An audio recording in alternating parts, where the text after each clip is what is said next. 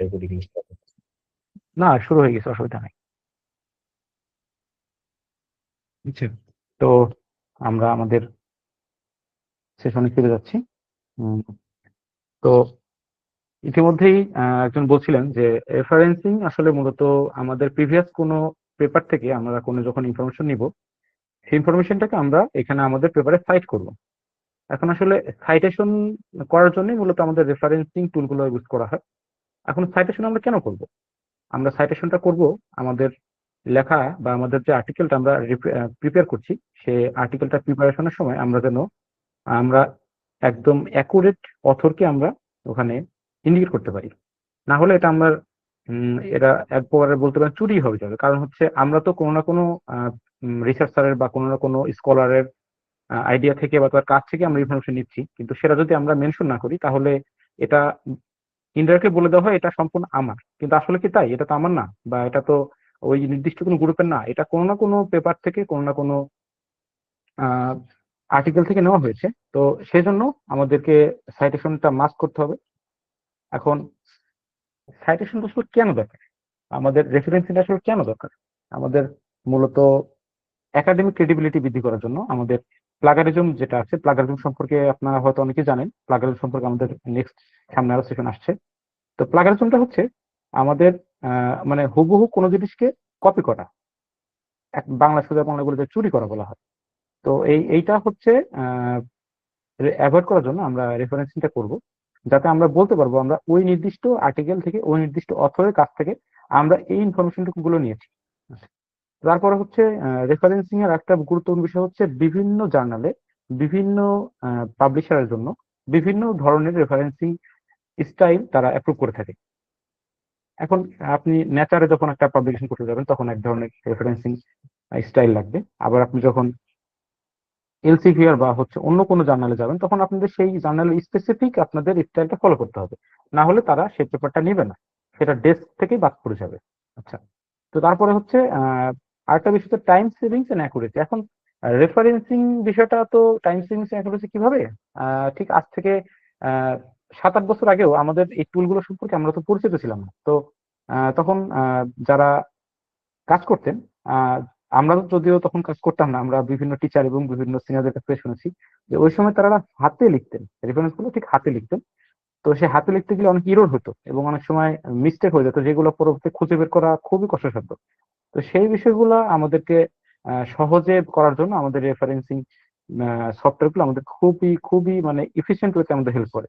আচ্ছা, তো এখন এই রেফারেন্সিং করতে গেলে আমাদের কিছু কমন প্রবলেম ফেস করতে হবে।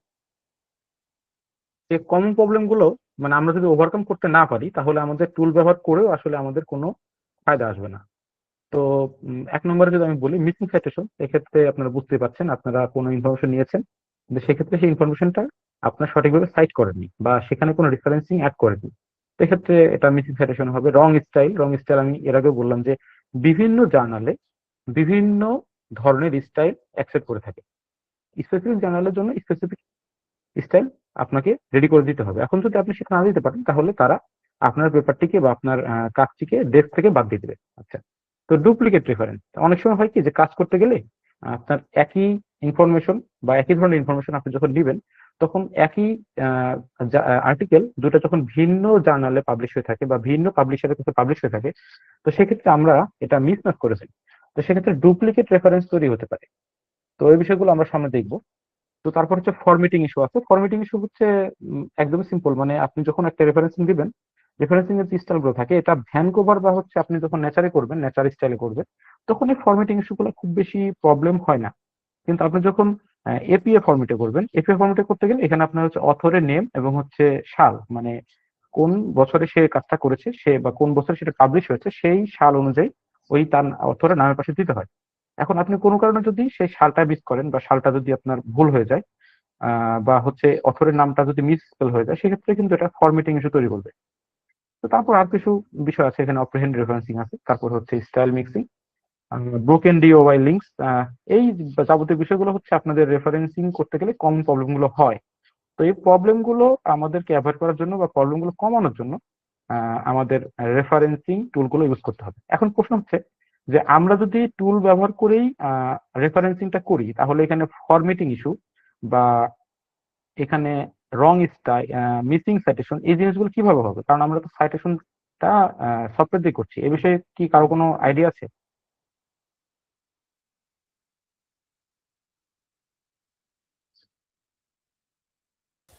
না ভাইয়া নাই। না ভাইয়া নাই। আচ্ছা, তো বিশেষ করে ফরম্যাটিং ইস্যু, যেটা যে আপনার নাম বা হচ্ছে সালের ক্ষেত্রে যে ভুলটা হতে পারে, এটা অনেক সময় হয় কি যে আপনি যখন একটা আর্টিকেল নিয়েছেন, তো সেই আর্টিকেলটা যখন আপনি আপনার আর্টিকেলে বা আপনার ম্যানুস্ক্রিপ্টে যখন যুক্ত করবেন, সেক্ষেত্রে ওইটা যুক্ত করার সময়ও কিছু নন ডিফাইন্ড দেখায়। তো সেগুলো আমাদেরকে হাতে লিখে ঠিক করে দিতে হয়। তো এই বিষয়টা আপনি যত ভালো সফটওয়্যার ইউজ করবেন, আপনার এই নন ডিফাইন্ড দেখানোর পসিবিলিটি তত কমবে। মানে আপনি যদি জোটের ইউজ করেন, সেক্ষেত্রে নন ডিফাইনটা খুব বেশি দেখায়, জোটের ওটা একটু ভালোই প্রবলেম করে। তো তারপর একটু ম্যান্ডেলি মোটামুটি ভালোই সাপোর্ট দিতে পারে আপনাকে। তো সবচেয়ে বেটার হচ্ছে এন্ডনোট। এন্ডনোট দিলে মোটামুটি আপনার মানে একদম 99% আর্টিকেল আপনার হচ্ছে ফরম্যাটিং ইস্যু দেখায় না। আপনাকে হাতে লেখার কোনো চান্সই নাই, সেখানে খুবই সামান্য লিখতে হয়, একদমই সামান্য। মানে 100টা সাইটেশন করলে সেখানে একটা সাইটেশন আপনাকে লেখা লাগতেও পারে না। যাই হোক, তো এই বিষয়গুলো সম্পর্কে আমরা পর্যায়ক্রমে দেখবো। আর এই সবচেয়ে বড় বিষয় যেটা হচ্ছে যে আপনারা যখন এগুলো নিয়ে কাজ করবেন, আপনারা যখন সাইটেশন করবেন ম্যানেজমেন্টে, তখন আপনার অটোমেটিক্যালি এই প্রবলেম গুলো ফেস করে আপনারা নিজেরাই এখান থেকে বুঝে যাবেন আসলে কি করতে হবে বা কখন এই প্রবলেম গুলো তৈরি হয়। আসলে এগুলা অনেক টেকনিক্যাল প্রবলেমের কারণে হতে পারে। অনেক সময় আপনার ডাউনলোডেড যে পিডিএফ বা আপনি যে সাইটেশনটা যেখান থেকে যুক্ত করেছেন, অনলাইনে হতে পারে বা ম্যানুয়ালি হতে পারে, সেই অ্যাড করার প্রসেসটা যদি ঠিক না থাকে, বা আপনি যদি একদম পিডিএফটা এমন জায়গায় স্টোর করছেন, সেই পিডিএফ সেই ফাইলটা অনেক ভেতরে, সেই ফাইলটা এই সফটওয়্যার গুলো রিড করতে গেলে অনেক প্রবলেম তৈরি করে। সেক্ষেত্রে আপনার এই ফরম্যাটিং ইস্যুগুলো হতে পারে। তো সেজন্য আমরা সবসময় যখন রেফারেন্সিং করব, আমরা যদি ম্যানুয়ালি রেফারেন্সিং করি, সেক্ষেত্রে আমরা রেফারেন্সিং করার জন্য যে পিডিএফ গুলো আমরা রাখবো কাছে, সেই পিডিএফ গুলো অবশ্যই আমরা মোটামুটি ওপেন ফোল্ডারে রাখবো, মানে মোটামুটি প্রথম সারির ফোল্ডারে, প্রথম দিকের ফোল্ডারে। তাহলে সফটওয়্যার গুলোকে এগুলো রিড করতে ইজি হয়।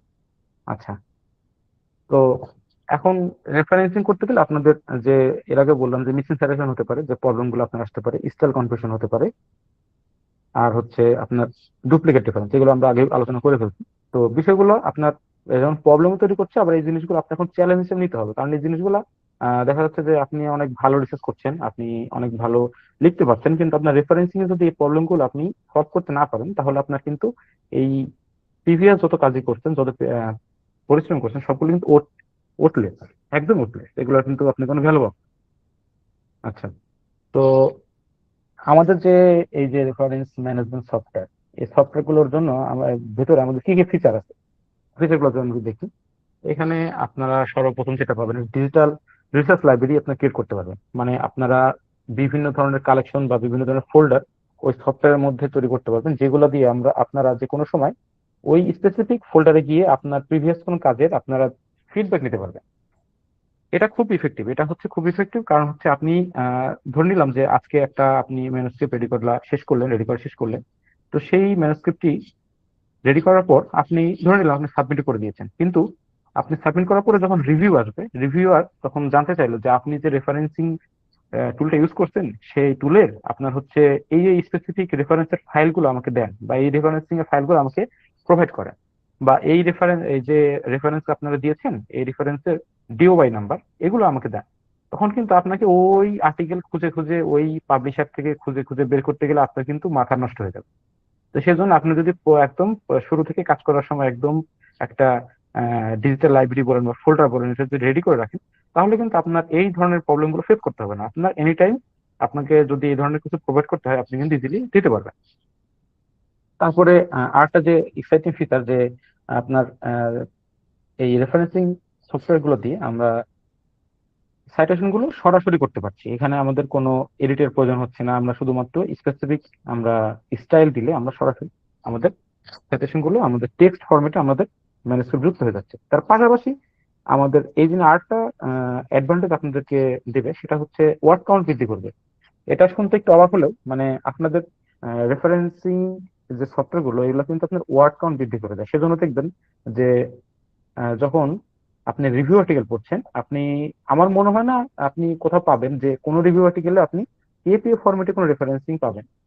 ওখানে অলওয়েজ দেখবেন ভ্যানকুভার বা নেচার এই স্টাইলে আপনার হচ্ছে সেখানে রেফারেন্সিং করা হয়। কারণ হচ্ছে ভ্যানকুভার বা হচ্ছে আপনার যে এপিএ, এই ক্ষেত্রে আপনার শুধু নাম্বার দিয়ে রেফারেন্সিং করা হয়, নাম্বার যেমন 1 2 3 4 5 6 7। কিন্তু আপনি যখন এপিএ ফরম্যাটে করবেন তখন কিন্তু আপনার এখানে অথরের নাম আসবে, তারপর হচ্ছে এটাল থাকে সাথে, বা সিঙ্গেল অথর হলে শুধু নাম থাকে, তারপর হচ্ছে সাল থাকে। তো এখানে কিন্তু অনেকগুলো ক্যারেক্টার যুক্ত হচ্ছে, তো এই ক্ষেত্রে আপনার এখানে ওয়ার্ড লিমিট কিন্তু এখানে একটা ফ্যাক্টর। তো সেক্ষেত্রে আপনার অ্যাপ্রোপ্রিয়েট রেফারেন্সিং স্টাইল এবং হচ্ছে আপনার ম্যানুস্ক্রিপ্টের মধ্যে আপনি সেটা কি টেক্সট আকারে দিতে চাচ্ছেন নাকি নাম্বার আকারে দিতে চাচ্ছেন, সেই বিষয়টা আপনার সাইটেশন ম্যানেজারটা খুব ভালো মতো হেল্প করবে। তারপর হচ্ছে এখানে আপনার একটা বিষয় হচ্ছে বিবিলোগ্রাফি। এখন বিবিলোগ্রাফি জিনিসটা কি? বিবিলোগ্রাফি হচ্ছে আপনি যে সাইটেশনটা অ্যাড করেছেন আপনার ম্যানুস্ক্রিপ্টে, তো ওখানে ধরে নিলাম যে আহ, আব্দুল আলী, আব্দুল আলী এটাল 2025, একটা রিসার্চারের নাম দিলাম আমি। তারপর তো আপনি আপনার ম্যানুস্ক্রিপ্টে আপনি এই রিসার্চারের কাজটা নিয়েছেন, এখান থেকে তথ্য নিয়েছেন এবং সেটা আপনি সাইটেশন করেছেন। এখন এই সাইটেশন যে করলেন এটা হচ্ছে আপনার একটা কমপ্লিট আপনার ডিটেলস লাগবে। এই আর্টিকেলটা আপনি করতে নিয়েছেন, এটা কোন ভার্সনের আর্টিকেল, এটা আর কোনো প্রিভিয়াস ভার্সন আছে কিনা, বা এটা যদি বুক বুক হয় সে বুকের কোন চ্যাপ্টার বা কোন পেজ, এটা ডিওআই নাম্বার কত, এটা কোন জার্নাল থেকে নিয়েছেন, এই জার্নালের লিঙ্ক অ্যাড্রেস, এই যাবতীয় বিষয়গুলো আপনি থাকতে হবে। তো এই বিষয়গুলো কিন্তু আমরা আগেও বললাম যে কিছু কয়েক বছর আগেও এইগুলো হাতে লিখতে হতো। তো সেইগুলো আসলে কাজ করতে গেলে মানে একে তো এই ম্যানুস্ক্রিপ্টের প্রিপারেশনের আগে যে অনেক পরিশ্রম করতে হয়, বিভিন্ন ডাটা কালেকশন করতে হয়, সেগুলো অ্যানালাইসিস করতে হয়, তারপর যখন লেখার ক্ষেত্রে যখন এগুলো যাবে তখন আসলে আমাদের মানে অনেক, বিশেষ করে রিসার্চে অনেক প্রেশার পড়ে যায়, রিসার্চের ক্ষেত্রে অনেক প্রেশার পড়ে যায়। সেই কাজটা আমাদের এই ম্যানেজমেন্ট সফটওয়্যার গুলো দিয়ে আমরা ইজিলি হ্যান্ডেল করতে পারছি। তো তারপর হচ্ছে স্টাইল ফিক্সিং, এটা মানে খুবই মজার বিষয়। মানে আপনি একটা স্টাইলে আপনি একটা ম্যানুস্ক্রিপ্ট রেডি করছেন, এখন দেখা গেল আপনি আপনার কোন একটা জার্নালে সাবমিট করার পর রিভিউয়ার বলছে আমার এই ফরম্যাটে না, আমাকে অন্য একটা ফরম্যাটে আমার রেফারেন্সটা রেডি করে দাও। এখন তখন তো ভাই আপনার তো দেখা গেল মনে হতে পারে, "এই কি করলাম, মাথাটা নষ্ট"। কিন্তু আসলে সেটা কিন্তু খুব ইজি। আপনি চাইলে এক ক্লিকেই আপনার রেফারেন্সিং স্টাইলটা কিন্তু চেঞ্জ করতে পারছেন। তো এটা হচ্ছে রেফারেন্সিং ম্যানেজমেন্ট যে সফটওয়্যার গুলো, এটা আর একটা বিগ বিগ বিগ অ্যাডভান্টেজ। আচ্ছা, তো এখন আজকে আমরা যে দুইটা সফটওয়্যার নিয়ে আলোচনা করব, সেই দুইটা সফটওয়্যার হচ্ছে ম্যান্ডেল এবং জোটেরো। এখন ম্যান্ডেল এবং জোটেরো দুইটা সফটওয়্যার মোটামুটি কাছাকাছি, দুইটা দিয়েই ম্যাক্সিমামই একই ধরনের কাজ করা যায়, কিন্তু দুটার মধ্যে বেশ কিছু মানে পার্থক্য আছে। তো সেগুলো জানা থাকলে আপনার আসলে তখন চুজ করতে ইজি হবে। এখন ম্যান্ডেলিটা হচ্ছে আপনার এলসিভিআর, এলসিভিআর সম্পর্কে আপনারা অনেক হয়তো জানেন, এটা একটা বিগ পাবলিশার। এটা মানে most of the reputed journal, reputed article এই এলসিভিআর এর আন্ডারে পাবলিশ হয়ে থাকে। তো ম্যান্ডেলি হচ্ছে এলসিভিআর একটা প্রোডাক্ট। তো তারপরে হচ্ছে ম্যান্ডেলিতে আপনি স্ট্রংলি পিডিএফ অ্যানোটেশন করতে পারবেন, আপনি পিডিএফ ডাউনলোড করে বিভিন্ন লাইব্রেরিতে অ্যাড করতে পারবেন, বিভিন্ন কালেকশন অ্যাড করতে পারবেন। এটা আপনার জন্য খুবই easy। তারপর ক্লাউড সিং, ক্লাউড সিংটা হচ্ছে আপনি ম্যান্ডেলি দিয়ে যখন কোনো রেফারেন্সিং করবেন, সে ম্যান্ডেলি রেফারেন্সিং করার সময় আপনার যে ডাটাগুলো জেনারেট হলো, আপনি যে কালেকশন বা যে লাইব্রেরি থেকে আপনি সাইটেশনটা করেছেন, সেই সাইটেশন গুলো আপনি যদি আপনার কোনো কো অথরের কাছে দিতে চান, বা আপনার যে কোরেসপন্ডিং অথর সে যদি এগুলো দেখতে চায় যে আপনি কিভাবে কোন কোন আর্টিকেল থেকে নিয়েছেন, আপনি কি আদৌ কাজগুলো করেছেন নাকি জাস্ট শুধুমাত্র ডাটাগুলো এমনি লিখে লিখে বসাই দিচ্ছেন, বিষয়গুলো কি সত্যি কিনা এটা চেক করার জন্য কিন্তু এটা অনেক সময় চেয়ে থাকে টিচার বা সুপারভাইজার বা হচ্ছে আপনার করেসপন্ডিং অথর চেয়ে থাকেন। তো সেক্ষেত্রে আপনাকে কিন্তু ওই ধরে ধরে সবগুলো পেপার, সবগুলো পিডিএফ বা সবগুলো ডিওআই নাম্বার কপি করে পেস্ট করে তাকে দেওয়া কিন্তু অনেকটা অনেক সময় সাপেক্ষ বিষয়। সেক্ষেত্রে আপনি যদি সরাসরি তার মেন্টালিতে এই জিনিসগুলো মানে ট্রান্সফার করে দিতে পারবেন ইজিলি। তো এটা একটা অ্যাডভান্টেজ। আর পাশাপাশি হচ্ছে এটা বিগিনার ফ্রেন্ডলি, মানে ম্যান্ডেলি ইউজ করা টু মাচ ইজি। এটা যে কেউ মানে যে কেউ বলতে আমি বোঝাচ্ছি একদম স্কুল লেভেলের বাচ্চা, ওই স্কুল লেভেলের বাচ্চাও যদি চায় ম্যান্ডেলি ইউজ করতে পারবে ইজিলি। এটা খুব ইজি, এটা এর মধ্যে কোনো বিশেষ কোনো মানে কমপ্লেক্স ফাংশন নাই। আর জোটেরও ঠিক মোটামুটি সিমিলার, এটারও আপনার হচ্ছে লাইব্রেরি করতে পারবেন। এখানে হচ্ছে আপনার বেশ কিছু অ্যাডভান্স কন্ট্রোল আছে যেগুলো দিয়ে আপনি মেন্ডেলির থেকে কিছু কিছু অ্যাডভান্টেজ পাবেন। কিন্তু এটার একটা বড় অসুবিধা হচ্ছে জোটেরও বেশ কিছু আপনার পেপার বা জার্নাল রিড করতে পারেন, সেক্ষেত্রে এটা নন ডিফাইন্ড। তো এই এই প্রবলেমটা কিছু কিছু দেখায়, আবার এটা অনেক সময় মেন্টালি ক্ষেত্রেও দেখায়। তো এই কিছু কিছু প্রবলেম তৈরি করতে পারে। তো এই জন্য মানে যারা একদম মানে প্রমিনেন্ট লেভেলে কাজ করে বা যারা একদম হাই লেভেলের রিসার্চার, তারা মূলত এন্ড নোট দিয়ে বেশিরভাগ কাজ করে। তার মানে এটা না যে আপনি মেন্টালি বা জটিলতায় কাজ করছেন মানে আপনি একদমই কিছুই পারেন না। এই ম্যান্ডেলা জটিলতা অনেক ভালো ভালো রিসার্চার কাজ করে, কিন্তু ম্যান্ডেলা জটিলতা হচ্ছে অপারেট করে ইজি, আর এন্ডনোটটা অপারেট করে একটু টাফ, কিন্তু এন্ডনোটের আপনার অ্যাডভান্টেজটা বেশি। এখন যেখানে একটু কষ্ট হবে সেখানে তো একটু বেনিফিট পাবেনই, স্বাভাবিক। আচ্ছা, ভাই কিছু এখন কোশ্চেন ছিল জি জি জি, শিওর শিওর। আমাদের। আরেক স্লাইড আগে। হুম হ্যাঁ আরেক, হ্যাঁ এটা এটা এখানে হচ্ছে ডিজিটাল রিসার্চ লাইব্রেরি। হ্যাঁ, তারপর হচ্ছে যে হুম আমরা ওয়ান ক্লিক বিবলিওগ্রাফি। তো হুম। এইগুলো হচ্ছে যে আমাদেরকে একটু উদাহরণ দিয়ে বা কোনো একটা পেপার থেকে কিভাবে কি করা যায় এগুলো যদি একটু দেখাই দিতেন, মানে আমি জি বিষয়টা জি, আসলে ভালোভাবে বুঝি নাই। হ্যাঁ হ্যাঁ হ্যাঁ, আপনাদের আপনাদের হচ্ছে সেশনটা দুইটা ভাগে কনভার্ট করা হবে। একটা হচ্ছে এখন আপনাদের সাথে আমি জাস্ট আপনাদের একদম থিওরিটিক্যাল বিষয়গুলো আপনার সাথে আলোচনা করছি। এখন এরপরে এই জিনিসগুলো শেষ হয়ে গেলে আপনাদের সাথে আমরা সরাসরি একদম সরাসরি দেখাবো কিভাবে কাজগুলো করবেন, কোন ওয়েতে কাজগুলো করবেন, কিভাবে কাজগুলো করা যেতে পারে, এবং আচ্ছা, কিভাবে যেহেতু আপনাদের ওই যে পরীক্ষা মানে দেখাবো। থিওরিটিক্যাল তো এই কারণে মানে একেবারে আহ মাথা উপর দিয়ে যাচ্ছে আর কি, না না না, থিওরিটিক্যাল। অসুবিধা নেই, অসুবিধা নেই, আপনি জাস্ট একটু ধৈর্য ধরে একটু শুনেন।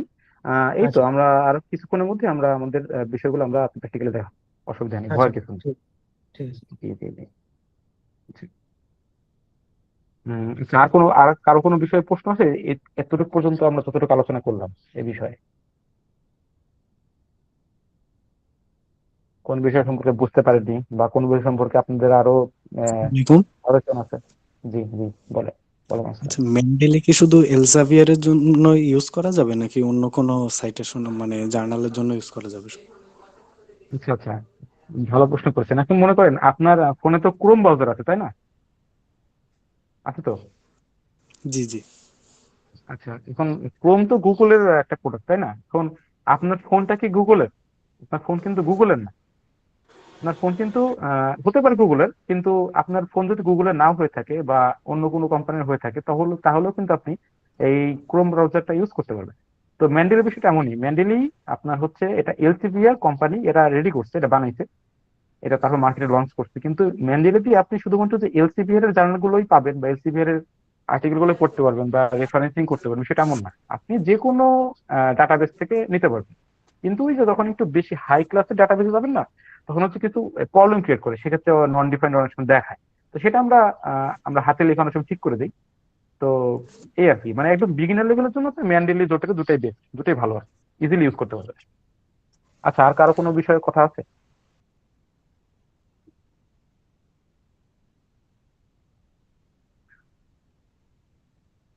হ্যাঁ, আচ্ছা ডুপ্লিকেট রেফারেন্সিংটা কি? আচ্ছা আচ্ছা, ডুপ্লিকেট রেফারেন্সিংটা কি? ডুপ্লিকেট রেফারেন্সিংটা হচ্ছে, মনে করেন আপনি আপনার নামটা কি কারেন্ট একটু বলবেন, আমি দেখতে পাচ্ছি না, আমি এখন স্লাইডের মধ্যে আছি। আব্দুল্লাহ। হ্যালো, জি, আব্দুল্লাহ। আব্দুল্লাহ, আচ্ছা। তো ধরে নিলাম আপনি রিসেন্টলি আপনার একটা আর্টিকেল পাবলিশ করেছেন, আপনার আপনার নাম যেহেতু আব্দুল্লাহ, এবং ধরে নিলাম আপনি একাই কাজ করছেন, একা যেহেতু কাজ করছেন, বা সেক্ষেত্রে আপনার নামের পরে হচ্ছে আপনার সাল আসবে। যদি আপনি 25 সালে পাবলিশ করে থাকেন, তাহলে আব্দুল্লাহ একটা কমা যাবে এপি স্টাইলে 2025। আপনি যদি এপি স্টাইলে রেফারেন্সটা করেন আপনার পেপার থেকে, আব্দুল্লাহ 2025 মাঝখানে একটা কমা থাকবে সালের আগে। তো এটা হচ্ছে রেফারেন্সিং। এখন ধরে নিলাম যে আপনি ইনভিভো নিয়ে কাজ করছেন, মানে মাইস মডেল, ইনভিভো মাইস মডেল নিয়ে কাজ করছেন। এখন আপনারই এই লেখাটা নিয়ে আপনারই কোন একটা জুনিয়র বা আপনারই কোন একটা ফ্রেন্ড আমার পেপারে আপনার এই সিমিলার কাজগুলো করছে, কিন্তু মেথড গুলো আপনার এখান থেকে নিচ্ছে। মানে আপনি কিভাবে মাইসটা হ্যান্ডেল করছেন, কিভাবে আপনি মাইসকে ড্রাগ দিচ্ছেন, তারপর কিভাবে আপনি সেগুলোকে থেকে রেজাল্ট কালেক্ট করছেন সেখান থেকে, এই যে যাবতীয় বিষয়গুলো, ম্যাটেরিয়াল, মেথড, যাবতীয় বিষয়গুলো আপনার থেকে কপি করছে বা আপনার থেকে দেখছে, আইডিয়া নিচ্ছে। তো সেক্ষেত্রে আপনার ওখানে আপনার হচ্ছে আপনার ওনার পেপারে আপনার সাইটেশন করলো, আপনার নাম দিয়ে সাইটেশন করলো। এখন আপনার নামে তো একটা সাইটেশন হয়ে গেল, বিপুল ভাবে চলে আসলো। এখন এটা হচ্ছে এপি স্টাইল করলো। এখন দেখা গেল কোনো কারণে তার এপি স্টাইলটা ভালো লাগছে না, সে তখন চিন্তা করলো যে ঠিক আছে, আমি তাহলে ভ্যানকুভারে করি বা নেচারে করি। নেচারে কিন্তু নাম্বার দেখাবো, সবই দেখাবো, নেচার হচ্ছে নাম্বার। তো যখন আপনি নাম্বারে যাবেন, তখন কিন্তু আপনারা বোঝা যাচ্ছে না যে ওই 1 নম্বরে কোন সাইটেশন বা কোন অথরের জার্নাল বা কোন অথরের পেপার, বা 3 নম্বরে কাজ। তো দেখা যাচ্ছে সে অন্য একটা কাজে আপনার একই রেফারেন্স যুক্ত করে দিচ্ছে। তো অনেক সময় হয় কি, যখন আপনি মাল্টিপল রেফারেন্সিং করবেন না, তখন হচ্ছে আপনার এই সফটওয়্যার গুলো অনেক সময় ক্যাচ করতে পারে না। তো তখন হচ্ছে ওর ডুপ্লিকেট বিবলিওগ্রাফি তৈরি করে দেয়। তো তো ডুপ্লিকেট বিপ্লিকেট যখন তৈরি হয়ে যাবে, আপনার কিন্তু রেফারেন্সিং সংখ্যা বাড়লো না, কিন্তু দেখা যাচ্ছে আপনার রেফারেন্সিং আপনি ইউজ করছেন হচ্ছে 99টা, কিন্তু আপনার দেখাচ্ছে 100টা, ওই একটা ডুপ্লিকেট হয়ে গেছে। তো মানে একই জিনিস রিপিট হয়ে যায়। এটা আপনারা যখন চেক করবেন তখন এই বিষয়গুলো ধরে ধরে ঠিক করতে হয় আর কি। এই একটু প্রবলেম আর কি, ঠিক করতে হবে, অসুবিধা নেই। আপনার দেখলে বুঝতে পারবেন, ক্লিয়ার হয়ে যাবে। আচ্ছা, আর কারো কোনো আচ্ছা বিষয়ে কোনো প্রশ্ন?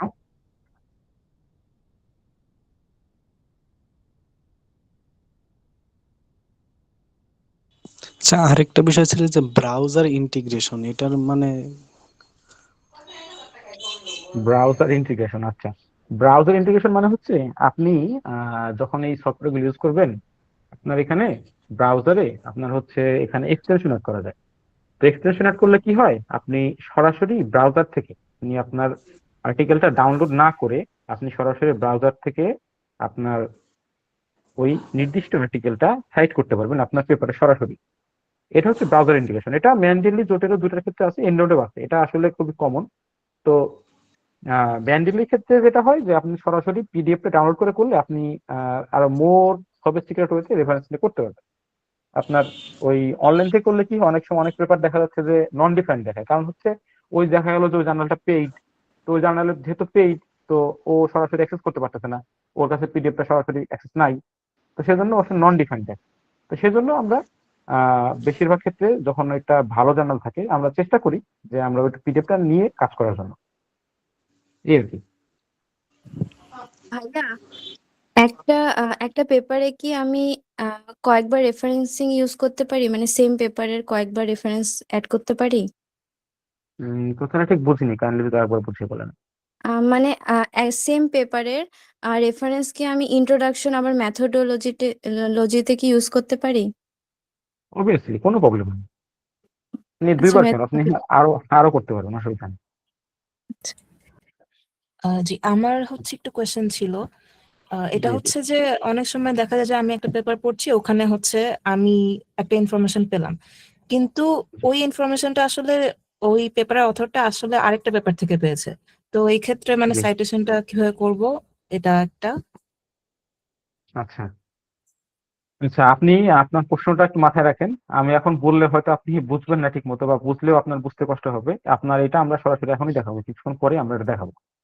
আর যদি আমি কোনো কারণে এটা মিস করে যাই, আপনি কাইন্ডলি আমাকে একটু মনে করে দিয়েন, ঠিক আছে? জি। আচ্ছা, ঠিক আছে। আসসালামু আলাইকুম ভাইয়া। আমি বলতে চাচ্ছিলাম, ওই যে একজন আপু বলতেছিলেন একটু আগে যে সেম জার্নালের মানে বারবার আমরা আহ, নিতে পারবো কিনা, রেফারেন্স নিতে পারবো কিনা। যদি নেই তাইলে কি আমাদের আলাদা আলাদা করে মানে মেনশন করতে হবে, নাকি ও যে এক নাম্বার দিয়ে যদি রেফারেন্সটা দেই তাইলে একটাই লিখবো আবার যখন ইউজ করব? জি জি, আপনি আপনি যখন ধরে নিলাম আপনি ইন্ট্রোডাকশন পার্টে আপনি 5 নম্বর লাইনে আপনি একটা জার্নাল থেকে, একটা পেপার থেকে সাইট করছেন। তো এখন ওই পেপার থেকে আপনি আবার আপনার রেজাল্ট এন্ড ডিসকাশন পার্টে আপনি আবার ওই পেপার থেকে সাইট করবেন। ওই পেপার থেকে আপনার রিলেভেন্ট ইনফরমেশন আপনার কাছে আছে। তো এখন আপনি যখন ওইখানে ওই ডিসকাশন, তো মনে করেন যে আপনার ইন্ট্রোডাকশনের পরে আপনার মেথোডোলজি আসবে, তারপর আপনার রেজাল্ট আসবে, তারপর হচ্ছে আপনার ডিসকাশন আসবে। তো এই ডিসকাশন পার্টে গিয়ে যখন আপনি করবেন, আপনার কিন্তু অনেকগুলো পরে গিয়ে আপনার ওই রেফারেন্সটা ব্যাক করবে। তো সেক্ষেত্রে আপনি যেটা বলতে চাচ্ছেন যে নাম্বারটা কি চেঞ্জ হবে কিনা, না, নাম্বারটা চেঞ্জ হবে না, বা আপনি যদি এপি স্টাইলে করেন আপনার অথরের নামও চেঞ্জ হবে না, একই থাকবে।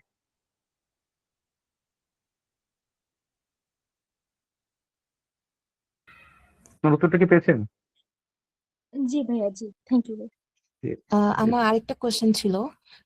এটা জি হচ্ছে যে আমরা যখন আর কি সাইটেশন করি বা রেফারেন্সিং করি, মানে সাইটেশন যখন করি তখন হচ্ছে ফার্স্ট অথর দিয়ে এটাল দেই, কিন্তু অনেক জি সময় দেখা যাচ্ছে পেপারের সাথে আর কি সাইডে উপরে বা নিচে কোন একটা ফুটনোটে অ্যাড করা থাকে যেই অথরে এটাল দেওয়া থাকে, সেটা সে হয়তো বা থার্ড অথর বা সেকেন্ড অথর হতে পারে। সেই ক্ষেত্রে মানে এই জি। এটালটা কেন আলাদা দিব, বা দেওয়া থাকে আর কি? আমরা তো সাইটেশনের সময় তাও ফার্স্ট অথরের নেম দিয়ে এটাল দিই সাইটেশন করার সময়। না, অনেক সময় হয় কি যে অনেকজন জানালে আপনার ক্রাইটেরিয়া থাকে যে কোরেসপন্ডিং অথর তাকে দিয়ে সাইটেশনটা করতে হবে। বেশিরভাগ জানলে তাই থাকে। এখন দেখা যাচ্ছে যে কোনো কোরেসপন্ডিং অথর কিন্তু সে ফার্স্ট অথর না, কিন্তু সে কোরেসপন্ডিং অথর। এক্ষেত্রে তো অনেক অনেক পেপার আছে। সেক্ষেত্রে আপনার, যদিও আপনার ফার্স্ট অথরে দেখা যাচ্ছে যে একজনের নাম আছে, কিন্তু আপনি যখন রেফারেন্সিং করতে যাবেন অটোমেটিক্যালি ওই যে কোরেসপন্ডিং অথর যে থাকবে তার নামে রেফারেন্সিংটা অ্যাড হয়ে যাবে। কিন্তু মানে নিয়মটা কি এক্ষেত্রে ঠিক থাকছে? হ্যাঁ হ্যাঁ, অবশ্যই করেসপন্ডিং ঠিক থাকছে, কারণ হ্যাঁ হ্যাঁ হ্যাঁ, অবশ্যই ঠিক থাকছে। কারণ হচ্ছে আপনি যখন কোনো একটা কাজ করবেন, অবশ্যই আমরা কাজগুলো শিখছি কারো না কারো সুপারভিশনে থেকে। এখন সাধারণত যে সুপারভাইজ করে সেই সাধারণত পেপারটার করেসপন্ডিং অথরশিপ নেয়। তো আপনি যখন কাজগুলো করেছেন অবশ্যই তার সুপারভিশনে করেছেন। এখন রেফারেন্সিংটা তো অবশ্যই আপনার নামে দিয়ে দেওয়াটা উচিত হবে না। কারণ হচ্ছে আপনি তো বিগিনার লেভেল আছেন, বা আপনি ধরে নিলাম আপনি অনেকগুলো কাজ করেছেন এর আগে, কিন্তু আপনার যে সুপারভাইজার আছে বা আপনার যে করেসপন্ডিং অথর আছে সে কিন্তু আপনার থেকেও মোর এক্সপিরিয়েন্স, তাই না? তো এই ক্ষেত্রে আসলে জার্নালগুলো নিয়মই হচ্ছে যে আপনি যখন করেসপন্ডিং অথর থাকে তাকেই মূলত ওই রেফারেন্সিং এর ক্ষেত্রে তার নামটাই অ্যাড করা হয়। জি। আর হচ্ছে যখন কোনো পেপার অন্য কোনো পেপারে সাইটেশন করা হয় তখন কি প্রত্যেকটা অথরই সেই সাইটেশন এর স্কোরটা তার সাথে অ্যাড হয়ে যায় তার প্রোফাইলে? জি জি, অবশ্যই অবশ্যই অবশ্যই অবশ্যই অ্যাড হবে। জি, থ্যাংক ইউ ভাই। আর প্রোফাইলে অবশ্যই অ্যাড হবে। আপনি যদি গুগল স্কলারে আপনার প্রোফাইল থাকে বা আপনি যদি রিসার্চ গেটে আপনার প্রোফাইল থাকে সেক্ষেত্রে হচ্ছে আপনার ওখানে অটো সিনিকের অপশন থাকে। হ্যাঁ, আপনার প্রোফাইল অটো আপডেট করার অপশন থাকে। আপনি যখন এটা অন করে দিবেন, আপনার যদি নতুন কোনো আর্টিকেল পাবলিশ হয়ে থাকে, দেখা গেল যে আপনি অনেকদিন ধরে মেল চেক করছেন না কিন্তু আপনার রিসেন্টলি একটা আর্টিকেল পাবলিশ হয়েছে, তো আপনি যদি অটো আপডেট আপনার গুগল স্কলার প্রোফাইল অ্যাড করে দিয়ে রাখেন তাহলে দেখা যাবে যে ওটা যখনই পাবলিশ হবে তখনই হচ্ছে আপনার ওই অ্যাকাউন্টে এসে অ্যাড হয়ে যাবে আর কি। আর ওই সাথে জি সাথে পাশাপাশি হচ্ছে আপনার ওই সাইটেশন কতগুলো হলো, কে করলো, এবং সেটাও আপনি দেখতে পারবেন। শুধুমাত্র যে নাম্বার কত সেটা না, আপনি কে করেছে সাইটেশন সেই এবং যে সাইটেশনটা করছে তার পেপারটাও আপনি ইজিলি ওখান থেকে দেখতে পারবেন। জি। আচ্ছা আচ্ছা, এই বিষয়ে আর কারো কোনো প্রশ্ন আছে? একটা কোশ্চেন ছিল, আমরা যে সাইটেশনটা করি যেমন ডিসকাশন পার্ট বা ইন্ট্রোডাকশন, আসলে কোন পার্ট থেকে নেওয়া হয়? কোন পার্ট থেকে নেওয়া হয় মানে আপনি যখন একটা সাইটেশন করবেন আপনি কোন পার্ট থেকে সাইটটা করবেন এটা তো বোঝাতে যাচ্ছেন নাকি? জি জি জি, হ্যাঁ, আসলে কোন পার্ট থেকে নেওয়া উচিত বা নিয়মটা একটু জানতে চাচ্ছি। নিয়ম তো এটা তো নিয়ম মানে কেমন হলো, মানে আপনি হচ্ছে যদি এখন ধরে নিলাম যে আপনি একটা প্লান্ট নিয়ে কাজ করছেন, ধরে নিলাম যে এটা হচ্ছে আপনার আম নিয়ে কাজ করছেন, ম্যাগনিফির ইন্ডিকা, ঠিক আছে? ম্যাগনিফির ইন্ডিকা হচ্ছে আমের বৈজ্ঞানিক নাম। এখন আপনি যখন ম্যাগনিফির ইন্ডিকা নিয়ে কাজ করবেন, আপনার যখন আপনি ইন্ট্রোডাকশন লিখবেন, আপনার আম বা আপনার যে আমের যে জাতটা নিয়ে আপনি কাজ করছেন সেই জাত সম্পর্কে আপনার ডিটেলস দিতে হবে। এই জাতটার সোর্স কোথায়, এটা কোথায় হয়, এটার কাল্টিভেশন টাইম কেমন, এটার ফ্লাওয়ারিং টাইম কখন, এটার হচ্ছে আপনার আরো কি কি এর মধ্যে ফুড ভ্যালু আছে, এই বিষয়গুলো অ্যাড করতে হবে। তো এগুলো হচ্ছে আপনি কিন্তু বিভিন্ন জায়গা থেকে পেতে পারেন। এই এই আমের বা এই ম্যাগনিফির ইন্ডিকার যে আপনার যে ইনফরমেশন গুলো যেগুলো আমি বললাম, যে source, cultivation time, flowering time, তারপর হচ্ছে আপনার যাবতীয় যে ইনফরমেশন গুলো আছে এগুলো আপনি কিন্তু অন্য একটা রিসার্চারের আর্টিকেলে আপনি তার ইন্ট্রোডাকশন পার্ট থেকেও পেতে পারেন, তার ডিসকাশন থেকেও পেতে পারেন। এখন এটা হচ্ছে আপনি খুঁজে বের করতে হবে, এটা কোনো বাধাধরা নিয়ম নাই যে আপনাকে এখান থেকেই নিতে হবে, ঠিক আছে? তো আপনি সাধারণত এই ইন্ট্রোডাকশন ইনফরমেশন গুলো কখনো ম্যাটেরিয়ালস এর মেথডসে পাবেন না। এটা আপনাকে হয় আপনি ইন্ট্রোডাকশনে পাবেন, অ্যাবস্ট্রাক্টে পেতে পারেন, বা হচ্ছে আপনার রেজাল্ট, ডিসকাশন, কনক্লুশন এসব জায়গায় আপনি পাবেন আর কি। কিন্তু ম্যাটেরিয়ালস এন্ড মেথডস এর মধ্যে আপনার কাছে কিভাবে করেছে এই বিষয় সম্পর্কে আপনাকে বিস্তারিত বলা থাকে আর্টিকেল গুলোতে। আপনি আর্টিকেল গুলো পড়লে এই বিষয়গুলো আরো ক্লিয়ার হবে। আচ্ছা ঠিক আছে, থ্যাংক ইউ ভাইয়া। জি, welcome।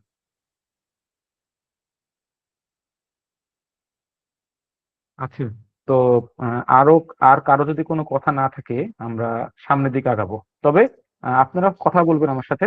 আসলে আমি শুধু একা একা বক বক করে গেলে বিষয়টা মানে ক্লাসটা একদম মানে কেমন আর কি হয়, মানে খুবই বাজে হয় আর কি আমার কাছে মনে হয়। আপনারা আমাকে প্রশ্ন করবেন, আপনারা আমাকে প্রশ্নকে আটকাই দিবেন, আমি আপনার কাছে শিখবো, আপনারা আমাকে কিছু বিষয় শেখাবেন। এই তো এভাবেই ক্লাসটা হলে আর মজা হবে, আপনারাও শিখতে পারবেন, আমিও নতুন নতুন জিনিস আপনার কাছে শিখবো। আচ্ছা, তো ম্যান্ডেলা জোটেরও সম্পর্কে আমরা বেশ কিছু বিষয়ে কথা বলেছি। এখন আমরা দেখি একটা ছোট একটা কথা টেস্ট আপনাদের সাথে আমরা দেখি নেওয়ার চেষ্টা করি, দেখি কে বলতে পারে। আচ্ছা, তো দেখেন আপনাদের প্রশ্ন দেখা যাচ্ছে। তো এই যে which of the following is the main purpose of the referencing, কি মনে হয় আপনাদের রেফারেন্সিং করার জন্য আপনাদের মূল পারপোজটা কি?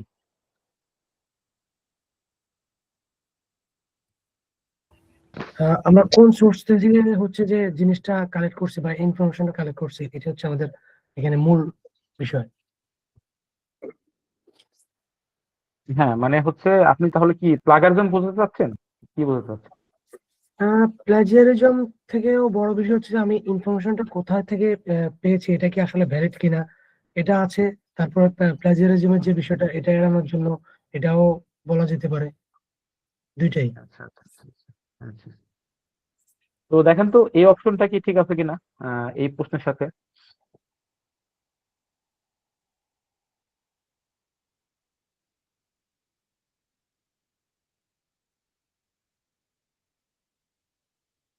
Anyone please response. না। মনে হয় না। আচ্ছা, মনে হয় না, হ্যাঁ ধন্যবাদ। আচ্ছা, অ্যাভয়েড প্লাগারিজম, এটা এটা কি ঠিক আছে এই প্রশ্নের উত্তরের Yes. সাথে? জি। আচ্ছা, ইয়েস। আচ্ছা আচ্ছা, তারপর হচ্ছে ইনক্রিজ ওয়ার্ড কাউন্ট, এটা কি ঠিক আছে? না। না। আচ্ছা আচ্ছা, আর হচ্ছে ইমপ্রেস রিভিউয়ার্স, এটা কি মনে হয় আপনাদের? এটা কি এটার উত্তর হতে পারে? না, অবশ্যই না। আচ্ছা আচ্ছা, এখন আমি একটু বলি। আসলে এটা জাস্ট আপনাদের সাথে আলোচনার সাপেক্ষে এই প্রশ্নটা রাখা হয়েছে এখানে। এখানে ডেকোরেশনের জন্য মূলত আমরা অবশ্যই রেফারেন্সিং করব না। ডেকোরেশনের জন্য আমাদের বেশ কিছু ওয়ে আছে। আমরা বিভিন্ন ডাটা ভিজুয়ালাইজ করে থাকি, অ্যানালাইসিস করে থাকি, বিভিন্ন figure, flowchart, table, diagram, bar chart, pie chart, এগুলো আমরা দিয়ে থাকি। কিন্তু আমাদের মূলত আমরা রেফারেন্সিংটা করব আমাদের প্লাগারিজমটা যাতে আমরা একদম সম্পূর্ণরূপে অ্যাভয়েড করতে পারি। আসলে সম্পূর্ণরূপে প্লাগারিজম অ্যাভয়েড করাটা খুবই টাফ, সো টাফ। যতটুকু সম্ভব আমরা অ্যাভয়েড করার চেষ্টা করব। বিভিন্ন জার্নালে আপনার বিভিন্ন ধরনের ইয়া থাকে। যেমন আমি জাস্ট এক্সাম্পল দিই, স্প্রিনজার। স্প্রিনজারের নাম শুনেছেন কেউ? স্প্রিনজার? হ্যাঁ। আচ্ছা, তো স্প্রিনজার আমি কিছুদিন আগে বলবো না, তাও বেশ ভালোই হবে, কয়েক মাস আগে হবে, আমি একটা বুক চ্যাপ্টার নিয়ে কাজ করছিলাম। তো বুক চ্যাপ্টার নিয়ে যখন আমি লেখালেখি করছিলাম, তো ওইখানে আমি যখন আমাদের ম্যানুস্ক্রিপ্টটা আমাদের সুপারভাইজারের কাছে, মানে আমাদের করেসপন্ডিং অথর যিনি, তার কাছে জমা দিলাম। তো উনি বললেন যে আমাদের প্লাগারিজম আছে হচ্ছে 10%। তো আমরা বললাম যে আহ, এটা তো ঠিকই আছে, কারণ 14% থাকলে তো সাধারণত অ্যাকসেপ্ট করে থাকে ভালো জার্নালগুলো। তো উনি বললেন যে স্প্রিনজারের ক্ষেত্রে আপনার হচ্ছে 7%। আপনি যদি বুক চ্যাপ্টার পাবলিশ করতে চান, মানে কোনো বুক বা কোনো বই পাবলিশ করতে চান, সেখানে 7% প্লাগারিজম থাকা যাবে। এর উপরে থাকলে আপনার সেটা পাবলিশ করা সম্ভব না বুক চ্যাপ্টার হিসাবে। তো এরকম আপনার বিভিন্ন জার্নাল আছে যেগুলো রিকোয়ারমেন্ট এক এক রকম। তো আমরা এটা অ্যাভয়েড করার চেষ্টা করবো আমাদের এই রেফারেন্সিং এর মাধ্যমে। তার পাশাপাশি ওয়ার্ড কাউন্ট, এটা অনেকেই বললেন যে এটা আসলে নেগেটিভ। আসলে দেখেন, এটা হচ্ছে টেকনিক্যাল একটা বিষয়। আপনি মূলত রেফারেন্সিং দিয়ে আপনি খুব বেশি যে ওয়ার্ড কাউন্ট বাড়াতে পারবেন তা না, কিন্তু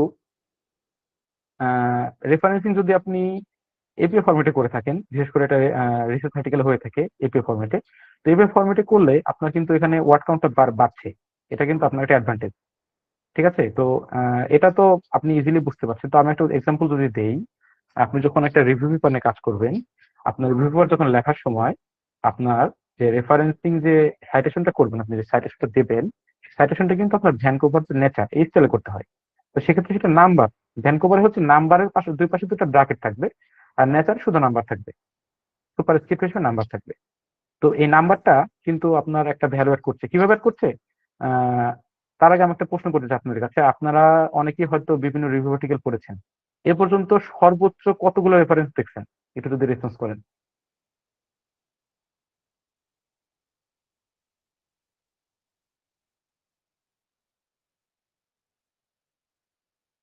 হ্যালো, আমার কথা কি শুনতে পাচ্ছেন? অনেকগুলাই তো থাকে, হয়তো 15টা 20টা আমি যেরকম দেখছি এরকম হয়, 11টা এই 12টা। এই 15টা 20টা কোন কোন রিভিউ আর্টিকেল দেখছেন? এটা তো সম্ভবই না। এত এত কম রেফারেন্স অনেক রিভিউ আর্টিকেল কিভাবে হয়? অনেক থাকে। আমি হ্যাঁ, একটা নাম্বার বলে। 113টা হ্যাঁ, দেখছি। হ্যালো, 113টা দেখছেন? হ্যালো, আচ্ছা। আমি আমি একটা এর একটা আগে এরকম। আপনার হচ্ছে ওই ল্যান্সেট, হ্যাঁ ল্যান্সেটের নাম শুনছেন কেউ? ল্যান্সেট? জি।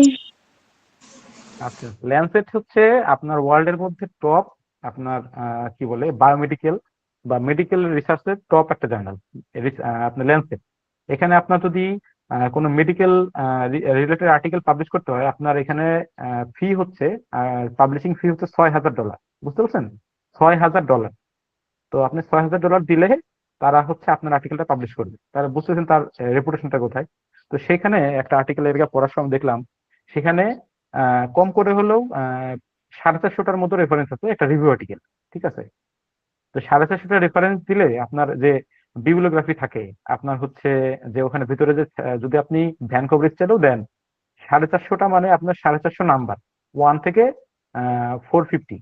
তো এতগুলো নাম্বার যখন অ্যাড করবেন আপনার অবশ্যই ওয়ার্ড কাউন্ট বাড়বে। আশা করি ক্লিয়ার হয়েছেন অনেকে।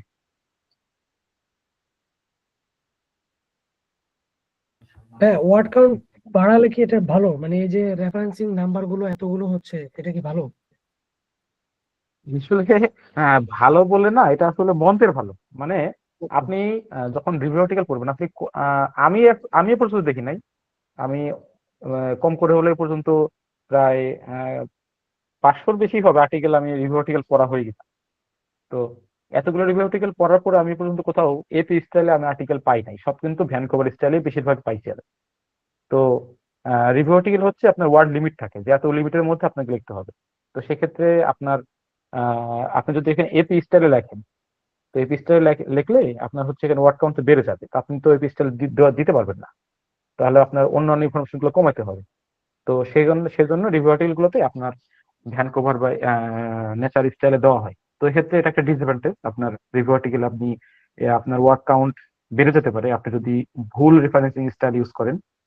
আর আপনার রিসার্চ আর্টিকেলের ক্ষেত্রে বা অনেক সময় ছোটখাটো অনেক মেটা অ্যানালাইসিস থাকে, যেগুলোতে আসলে আপনার ভিতরে টেক্সটের পরিমাণ কম থাকে, সেগুলো ডাটার পরিমাণ বেশি থাকে, বিভিন্ন টেবিল থাকে, বার চার্ট থাকে, বার ডায়াগ্রাম থাকে।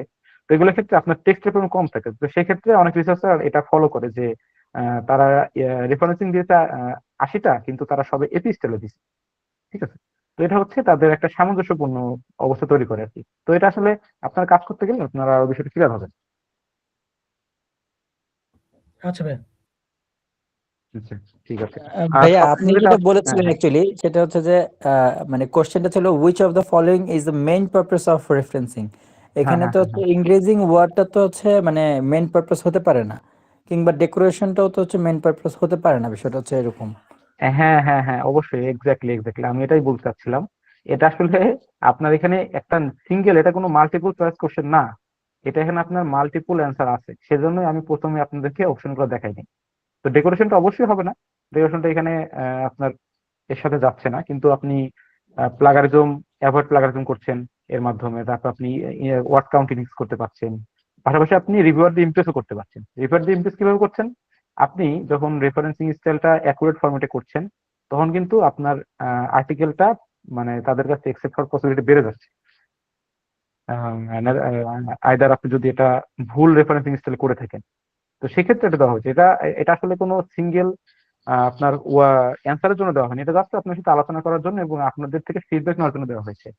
আমি মনে হয় আপনাদেরকে বোঝাতে পেরেছি।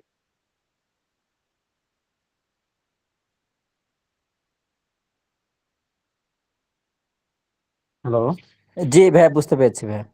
আচ্ছা, তো আমাদের আজকের এই বিষয়ে যাবতীয় আমাদের যে কি বলেন ইন্ট্রোডাক্টরি কথাবার্তা আমরা শেষ করলাম।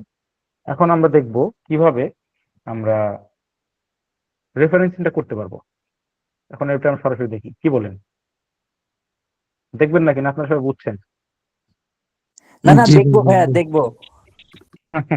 অবশ্যই অবশ্যই আমরাও দেখাবো, আমরাও না দেখে যাচ্ছি না। আপনারা ফ্রি কোর্স আসছেন মানে আমরা ধরে নিচ্ছি আপনারা সবাই এক একজন মানে রিসার্চ করার জন্য খুবই আগ্রহী। শুধুমাত্র আপনারা ফ্যাসিলিটি পাচ্ছেন না বলেই আপনারা আসেননি। তো যেহেতু এসেছেন, আমরা আমাদের সর্বোচ্চ দেওয়ার চেষ্টা করব, আমরা সর্বোচ্চটুকু দেওয়ার ট্রাই করব, যাতে আপনারা এখান থেকে কিছু ফিডব্যাক পান, কিছু নিতে পারেন আমাদের থেকে। আচ্ছা, তো এখন যেহেতু আমরা রেফারেন্সিং শিখবো, আমরা চলে যাই আমাদের ব্রাউজারে। আচ্ছা, এখানে কোন টপিকে আপনারা কাজ দেখতে যাচ্ছেন বলেন? মনে করেন যে আমরা একটা এখন রিসার্চ করব বা একটা আর্টিকেল লিখবো বা একটা টপিক সিলেক্ট করব, আমরা কোন টপিকে কাজ করতে পারি? কেউ একটা আইডিয়া দেন, তার আইডিয়া নিয়ে কাজ করবো আজকে।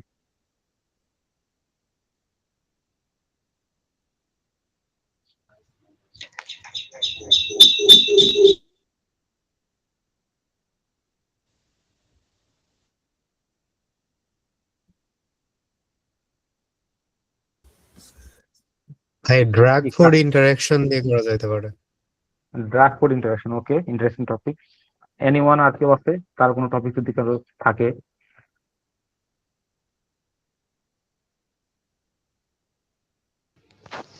হ্যাঁ, আমি একটা বলতে পারি, digital literacy and student migration aspiration. আচ্ছা আচ্ছা, digital literacy and student migration in aspiration নাকি? Aspiration, yes. আচ্ছা আচ্ছা আচ্ছা আচ্ছা আচ্ছা আচ্ছা। তো আমরা আপনারটা নিয়েও কাজ করব। আমরা আগে এটা এটা দেখাই, তারপরে পরের রেফারেন্সটা আপনার আর্টিকেল নিয়ে করবো। আচ্ছা, আপনার টপিক নিয়ে করবো আমরা। আচ্ছা, তো এখানে আমরা just drug food interaction search দিলাম, এখানে অনেকগুলা রেজাল্ট চলে আসছে। দেখেন অনেকগুলা রেজাল্ট এখানে, বাঞ্চ অফ রেজাল্ট চলে আসছে। আরো আছে, আপনি চাইলে নিচ থেকে আরো দেখতে পারেন, অনেক রেজাল্ট আছে। তো এখন আমরা চেষ্টা করি যে কোনো একটা আর্টিকেল নেওয়ার। এখানে দেখা যাচ্ছে যে significance of drug and drug food interactions of oral anticoagulation. আচ্ছা, এটা হচ্ছে পাবমেডে প্রকাশিত আর্টিকেল, অবশ্যই ভালো মানের আর্টিকেল হবে এটা। তো এখন আমরা এটা সাইট করবো আমাদের কাজে, এটা আমাদের কাজে আমরা সাইট করব। এখন সাইট করার ক্ষেত্রে আমরা তো অবশ্যই আমাদের ডকুমেন্টটা আমরা ওয়ার্ডে রেডি করছি। এখন রেডি করার সময় আমরা বিভিন্ন ধরনের জিনিস ফলো করব। আমরা এর আগে আপনাদেরকে বিভিন্ন সেশন নেওয়ার চেষ্টা করেছি, কিভাবে আর্টিকেল লিখতে হয়, কিভাবে একটা আর্টিকেল ম্যানুস্ক্রিপ্ট রেডি করবেন, বা কোন কোন বিষয়গুলো মাথায় রাখা উচিত, কিভাবে একটা আর্টিকেল ডাউনলোড করবেন, এই বিষয় সম্পর্কে তো আপনারা সবাই জানেন নাকি? জি, জানি। আচ্ছা, এখন আপনাদের কি প্লাগারিজম সম্পর্কে আপনাদের কোনো সেশন নেওয়া হয়েছে এর আগে? না, কমপ্লিটলি প্লেগারিজম নিয়ে করা হয় নাই, কিছুটা আইডিয়া দেওয়া হয়েছে বাট ইন ডিটেলস করা হয় নাই। আচ্ছা, আমি জাস্ট একটা ডেমো দেখাচ্ছি। এখন আপনারা এর পরবর্তী যে সেশন আছে আপনারা সেখানে ভালো মতো দেখতে পাবেন। আচ্ছা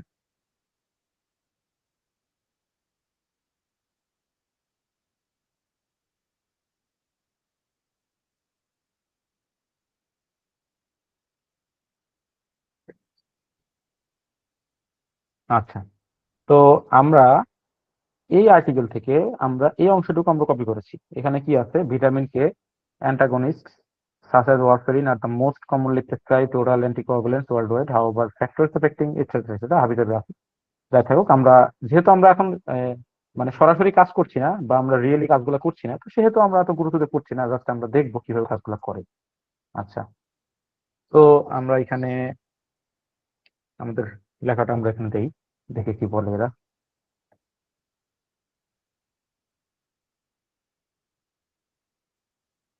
আচ্ছা আচ্ছা, এটা হচ্ছে আপনি জার্নাল থেকে নিছেন, তাই না? এখন কথা হচ্ছে আপনি এখানে এটা সাইট করবেন। তো সাইট করার আগে আপনি এটা, যেহেতু একটা অন্য চ্যানেল থেকে সরাসরি আমরা কপি করে নিয়ে আসছি, এইভাবে দিলে তো আমরা প্লাগারিজম মানে ধরবে আমাদের পেপারে, ঠিক আছে? তো টার্নিটিন নামে একটা সফটওয়্যার আছে, আরো সফটওয়্যার আছে। তো টার্নিটিন সফটওয়্যার দিয়ে হচ্ছে পেড সফটওয়্যার, এটা অনেক সবচেয়ে ভালো প্লাগারিজম ধরে। তো এটা হচ্ছে এই জিনিসগুলো সরাসরি লাল করে দিবে। তো এটা করলে এটা আর পেপারটা আর পাবলিশ হবে না, মানে সরাসরি আপনি একজনের লেখা সরাসরি কপি করছেন। তো এটা করা যাবে না। আমরা আমরা হচ্ছে কি করব, প্লাগারিজম ব্যবহার করার জন্য আমরা প্রতি 3টা ওয়ার্ড পর পর একটা ওয়ার্ড চেঞ্জ করে দেবো। প্রতি 3টা ওয়ার্ড পর পর একটা ওয়ার্ড চেঞ্জ করে দেবো, মানে প্রতি 4 নম্বর ওয়ার্ড চেঞ্জ করে দেবো। এটা করলে আপনার চেঞ্জ করবো কি দিয়ে? সিনোনিম দিয়ে। এই ওয়ার্ডে কোনো সিনোনিম দিয়ে চেঞ্জ করে দেবো, তাহলে আপনার লেখার মধ্যে মোটামুটি প্লাগারিজম ধরার চান্স নাই। কিন্তু এটা কি হাতে করতে গেলে অনেক সময় লেগে যাবে, ঠিক আছে? যদিও হাতে করার নিয়ম, আমরা হাতেও করব, কিন্তু হাতে করার আগে আমরা এটা একটা শর্টকাট ওয়ে বের করবো। সেটা হচ্ছে আমরা জাস্ট আমরা এখান থেকে এটা কুইলবোট নামে একটা ওয়েবসাইট আছে, এটা আপনারা সরাসরি সফটওয়্যার পেড ভাবে নিতেও পারেন, বা আপনারা ব্রাউজার ইউজও করতে পারেন। তো আমি এ পর্যন্ত 3টা আর্টিকেলে মানে মোটামুটি পাবলিশ করে ফেলছি, 2টা হয়ে গেছে, একটা হচ্ছে সামনে। তো আমি এ পর্যন্ত পেজটা ইউজ করি নাই। মানে আপনি যদি একটু সিনসিয়ারলি কাজ করেন, এটা আপনি কপি পেস্ট এখান থেকে নিয়ে একটু চেঞ্জ করে, তারপর হচ্ছে আপনি যদি একটু নিজে ম্যানুয়ালি ভিতরের সিনোনিম গুলো একটু চেঞ্জ করে দেন, একটু গ্রামাটিক্যাল স্ট্রাকচারটা চেঞ্জ করে দেন, তাহলে হচ্ছে আপনার আর প্লাগারিজম ধরবে না। তবে কেউ যদি পেড নিয়ে কাজ করেন সেটা অবশ্যই ওয়েলকাম, ভালো, পেড নিয়ে কাজ করা ভালো, আপনি আরো নতুন নতুন ফিচার পাবেন, ইউজ করতে পারবেন এখানে। তো আমরা যদি প্যারাফ্রেজ করি, দেখি এরা কি প্যারাফ্রেজ দেয়। এখানে এরা এই জিনিসগুলো চেঞ্জ করে নতুন একটা আমাকে লেখা তৈরি করে দিচ্ছে। আচ্ছা, এখানে যে লাল মার্ক করা যে ওয়ার্ডগুলো, সেগুলো হচ্ছে আমার এই যেখানে যে ওয়ার্ডগুলো ছিল সেগুলো চেঞ্জ করে দিচ্ছে এখানে, ঠিক আছে। তো এগুলো হচ্ছে এই সফটওয়্যারতে করা হয়েছে। এখন আমি আমার যদি লেখাটার এই যে অর্থটা, এই অর্থটা যদি এর সাথে মিল থাকে, সেম থাকে, তাহলে আমি এটা নিব বা আমি রিপ্যারাফ্রেজ করব। এখন এটা আমি এখন যেহেতু কাজ করছি না, সেহেতু আমি এটা এখন পড়ছি না। আপনাদের এই সম্পর্কে, প্লাগরিজম সম্পর্কে আপনাদের আলাদা ক্লাস না হবে, সেই ক্লাসে আপনাদের এই বিষয় সম্পর্কে দেখানো হবে। আচ্ছা, তো আমি এখানে চলে গেলাম, আমি আমার ধরে নিলাম আমাদের প্যারাফ্রেজিংটা হয়ে গেছে, আমার এখানে আমি লেখাটা বসাইলাম। এখন কথা হচ্ছে আমি এটা এখানে সাইড করবো কোত্থেকে, আমার যে পিডিএফটা আছে, আমি এখন আপনাদেরকে ম্যানুয়ালি দেখাচ্ছি। এটা দুইভাবে করা যায়।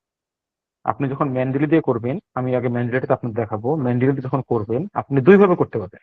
আপনি একটা অনলাইন থেকে করতে পারবেন, একটা অফলাইন থেকে করতে পারবেন। আমি আগে অফলাইনটা দেখাই আপনাদের। প্রথমে আমি পিডিএফটা ডাউনলোড করবো।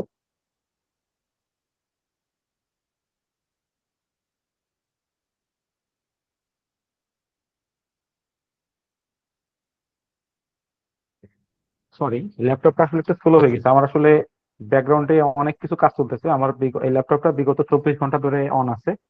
আমার আসলে অন্য একটা কাজ চলছে, তো ওটার আসলে বিহাইন্ড দ্য সিন কাজ চলছে, বেশ কিছু কাজ চলছে। এটা আসলে খুবই ভারী সফটওয়্যার, অনেক সময় নিয়ে কাজ করতে, এই জন্য আর কি একটু সময় নিচ্ছে।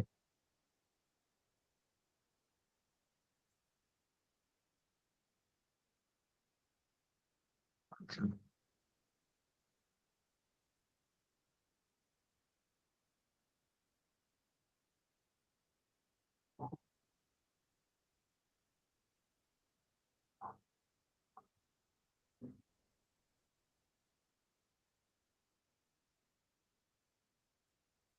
আচ্ছা, আমি আর্টিকেলটা সেভ করে নিলাম আমার ডিজিগনেটেড ফাইলে। এখন আমি এটা ম্যানুয়ালি দিয়ে যেহেতু কাজ করব, আমি আগে ওয়ার্ডটা ওপেন করলাম। ওকে, ঠিক আছে। আমি এখন আমার ম্যানুয়ালি যে সফটওয়্যারটা আছে সেটা আমি এখানে রান দিব।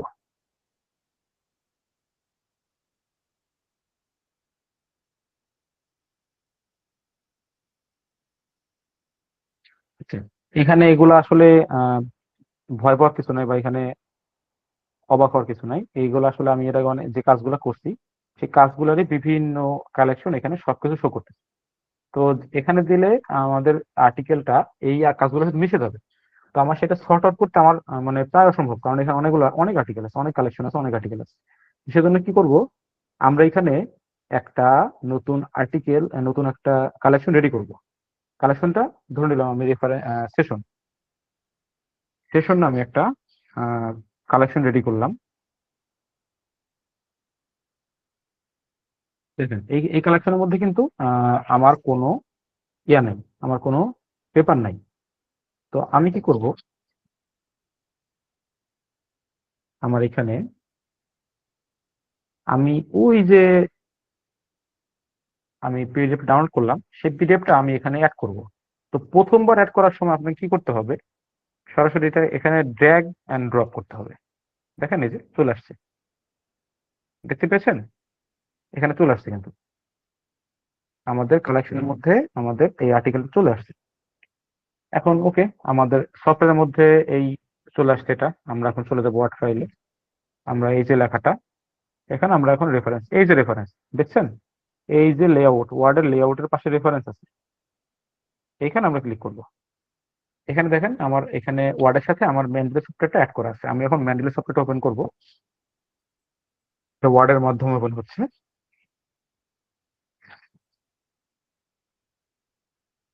এখন দেখেন এখানে একটু সময় নেবে, এটা আসলে একটু টাইম নেয়, এটা আসলে লোড নিতে টাইম নেয়। যত আপনার সফটওয়্যার দিয়ে আপনি যত কাজ করবেন, আপনার ভিতরে যত বেশি আর্টিকেল থাকবে, আপনার সেটা লোড নিতে তত বেশি সময় নেবে।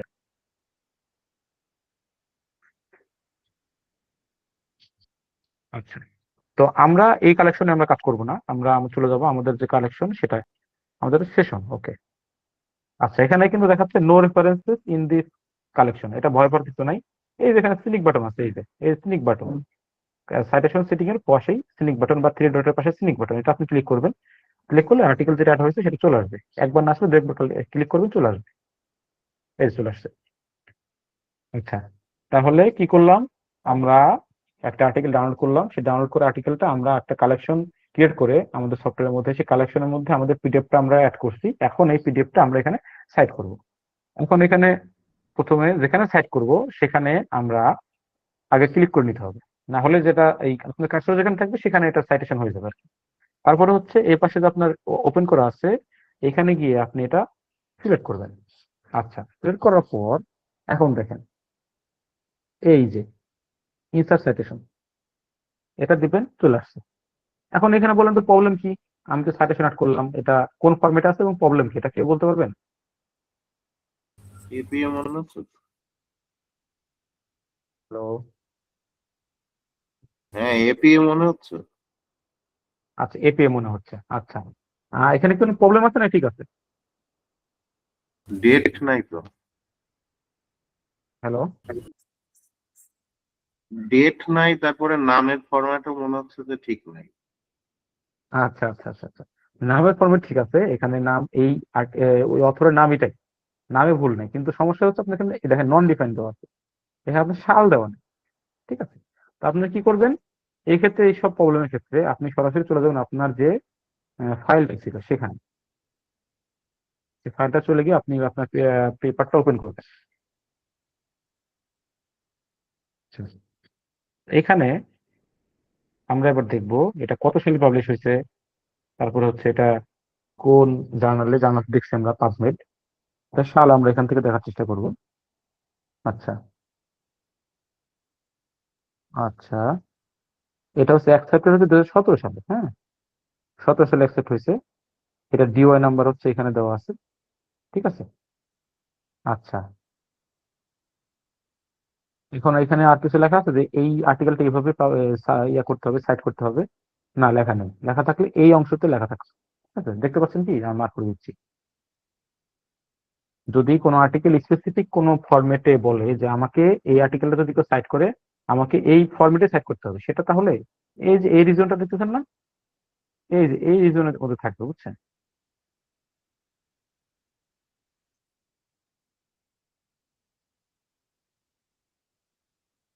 এই যে রিজন, এই রিজনের মধ্যে থাকবে, এইখানে থাকবে, এখানে অথবা এখানে থাকবে, বা এখানে থাকবে, বা এখানে থাকবে, এই রিজনের মধ্যে আপনার এই জিনিসগুলো থাকবে। যদি কোনো স্পেসিফিক নামে বা কোনো স্পেসিফিক ফরম্যাটে তারা বলে যে এই ফরম্যাটে রেফারেন্সটা করতে হবে, যেহেতু বলে নাই তাহলে আমাদের সফটওয়্যার যে নামটা শো করতে হবে সেই নামটাই দিব, এবং শুধু আমরা সালটা দিয়ে দিব, এখানে কি দিব, শুধু সালটা দিব। এই যে 2017 সাল আছে, এই 17 সালটা আমরা এখানে দিয়ে দিলে আমাদের কাজ শেষ। এখন তারপরেও যদি আপনাদের এই প্রবলেমটা সলভ না হয় সেক্ষেত্রে আমরা অন্য পন্থা অবলম্বন করবো আর কি, সেটা দেখাচ্ছে, অসুবিধা নেই।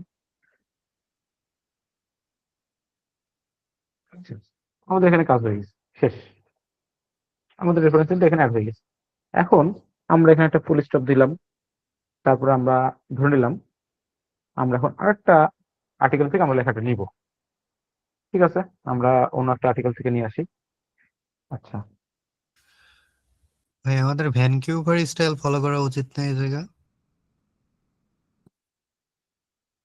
হ্যাঁ হ্যাঁ, আমরা সব স্টেপে দেখাবো। এখানে তো আসলে আমরা রিভিউ আর্টিকেল না রিসার্চ আর্টিকেল কিছুটা লিখতেছি না, তো সেজন্য আমরা আসলে কোনো স্পেসিফিক প্রথমে সিলেক্ট করি নাই যে আসলে আমরা কোন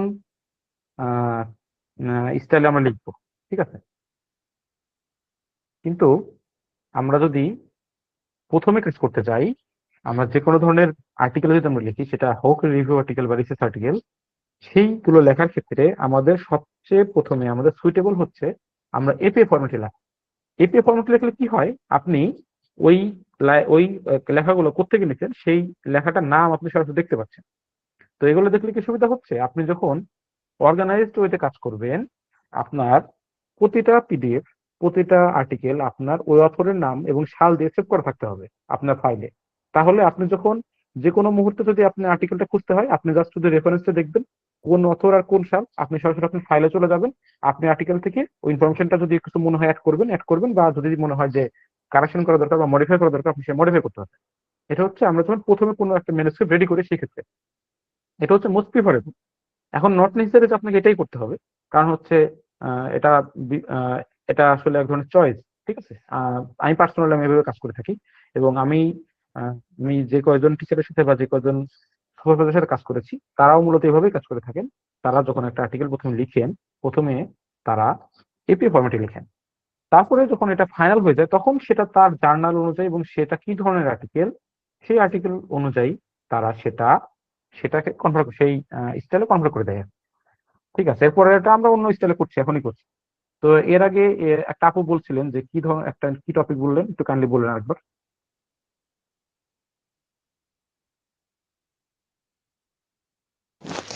Digital literacy and student migration aspiration.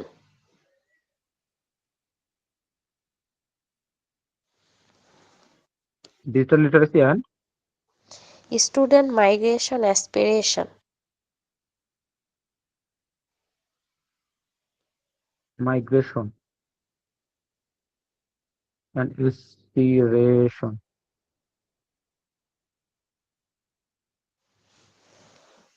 আচ্ছা আচ্ছা, ঠিক আছে, তো আপনার টপিক।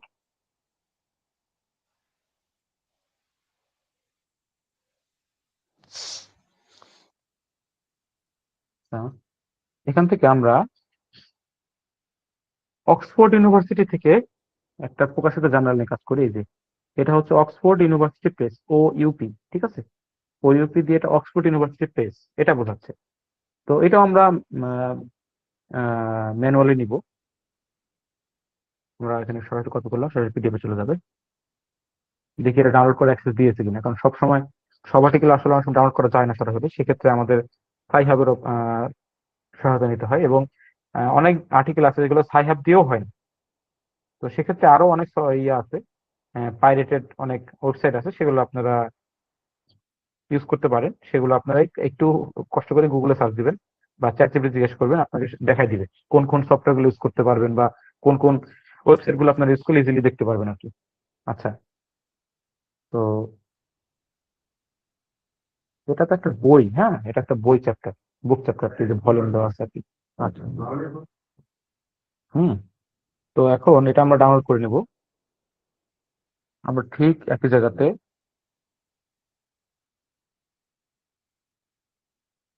এটা হচ্ছে সারা, সারা নামে আছে। এটা কত সালের? 21।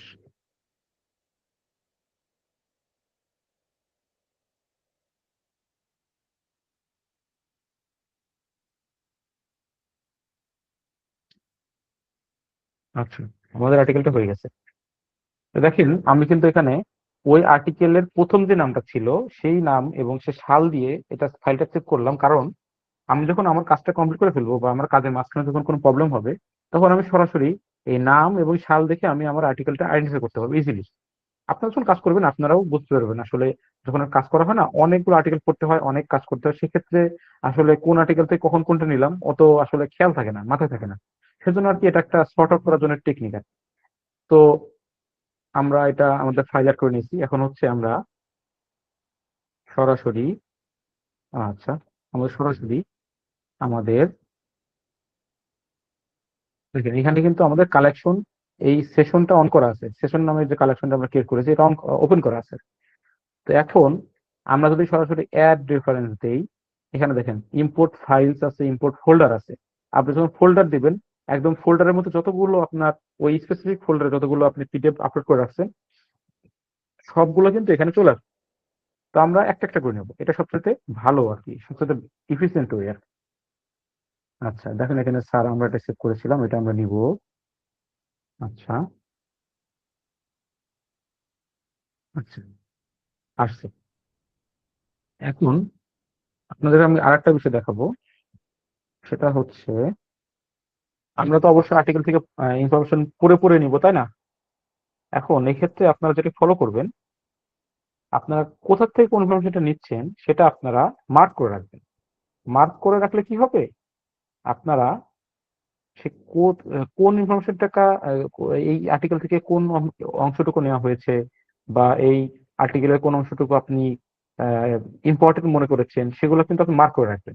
তো সাধারণত এটা আপনি হাইলাইট করবেন যদি আপনি এটা নিয়ে থাকেন, তাহলে আপনি গ্রিন কালার দিয়ে মার্ক করে রাখবেন, মানে এটা আপনি আপনার আর্টিকেল অ্যাড করছেন। এই লেখাটুকু, এই যে লেখাটুকু আমি হাইলাইট করলাম, এই লেখাটুকু আমি আমার আর্টিকেল অ্যাড করছি। আমার আমার এই আর্টিকেলগুলো পড়তে পড়তে গিয়ে আমার মনে হয়েছে যে এই অংশটুকু আমার কাছে মোর ইনফরমেটিভ মনে হয়েছে, কিন্তু এটা আমি এখন অ্যাড করবো না। আমি যখন এই ইনফরমেশনটাকে আমি যখন কোনো একটা স্পেসিফিক পার্ট লিখবো, তখন আমি ইনফরমেশনটাকে ইউজ করতে পারি বা এখান থেকে আইডিয়া নিতে পারি। তখন সেটা আমি কি করব, আমি হাইলাইট করব, সেটাকে আমি ইয়েলো বা হচ্ছে পিঙ্ক, যেটা আপনাদের ভালো লাগে সেটা আপনি সেই কালারটা হাইলাইট করে রাখবেন। এটা করলে কি হবে, আপনি আসলে বুঝতে পারবেন। আপনাকে দ্বিতীয়বার আপনি যখন ইনফরমেশন খুঁজবেন, তখন আপনাকে একদম সবগুলো লাইন আর পড়তে হবে না, সবগুলো পার্ট আর পড়তে হবে না। আপনি আর্টিকেলগুলো এই ওপেন করবেন, একবার স্ক্রল করবেন, আপনি বুঝতে পারবেন আপনার কোথায় কোন কোন ইনফরমেশন গুলো আছে, কোনটা ইম্পর্টেন্ট। সেজন্যই সবার আগে আমরা যখন লিখবো, আমরা অবশ্যই আর্টিকেলগুলো স্ক্রিনিং করবো বা পড়বো, সেক্ষেত্রে তখন আমরা এগুলো কাজগুলো করে রাখবো। তাহলে আমাদের আর্টিকেল লেখার ক্ষেত্রে আমাদের সময়গুলো কম লাগবে, রেফারেন্সিং করার ক্ষেত্রে সময়গুলো কম লাগবে। আচ্ছা, তো ধরে নিলাম যে আমরা এই সবুজ অংশটুকু আমরা আমাদের লেখাতে অ্যাড করবো। একই প্রসেস কপি করে নিচ্ছি। কপি করে নেওয়ার পর আপনি এটা প্যারাফ্রেজার দিয়ে বা আপনি নিজে নিজে যেভাবে আপনার কনভিনিয়েন্ট মনে হয় আপনি সেভাবে দিয়ে আপনি এটা প্যারাফ্রেজ করবেন। তারপরে আপনি ঠিক এখানে লেখাটা আনবেন। আচ্ছা, লাইনটা ভেঙে গেছে, আমরা ঠিক করে দেবো। ওকে, হুম,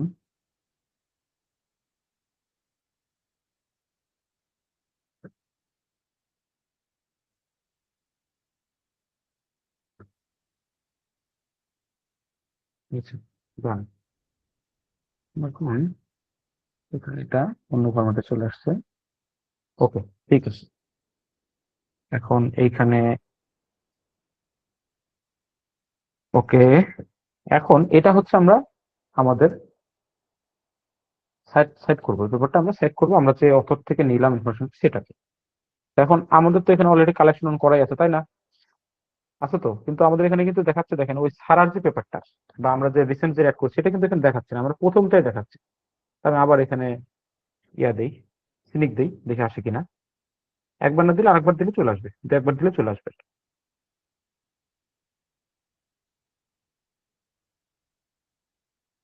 আচ্ছা, চলে আসছে। এখন আমরা আগের মতোই রাস্টার সিলেক্ট করব। এখানে হচ্ছে আমাদের সিলেক্ট করে এড করে দিই, এই যে দেখেন চলে আসছে। এখানে এই যে নাম, এই যে অথরের নাম, এই যে এটাল, এখানে 3 জনের অধিক বা 3 জন কমপক্ষে কাজ করছে সেজন্য এটাল আসছে। আর যদি 3 জন না করে 2 জন করে থাকে বা 1 জন করে থাকে, সেক্ষেত্রে এটাল আসে না, শুধুমাত্র 2 জন অথরের নাম আসবে বা 1 জন অথরের নাম আসবে। এটা হচ্ছে আমাদের সিলেকশন হয়ে গেল। এখন আমি চাচ্ছি যে এই রেফারেন্সিং স্টাইলটা আমি এই এপি স্টাইলে করব না। আমি কিভাবে করব? ভ্যানকুভারে করব, বোন স্টাইলে করব। ওকে, ডান। আমি চলে গেলাম, সরি, আচ্ছা, এই যে হচ্ছে, এই যে দেখেন এখানে আমার অটোমেটিক্যালি আগে থেকে সেট করা ছিল, কারণ আমি এর আগে যে কাজটা করছিলাম আমি এপিএ দিয়েই আমি লাস্ট পর্যন্ত কাজ করছি।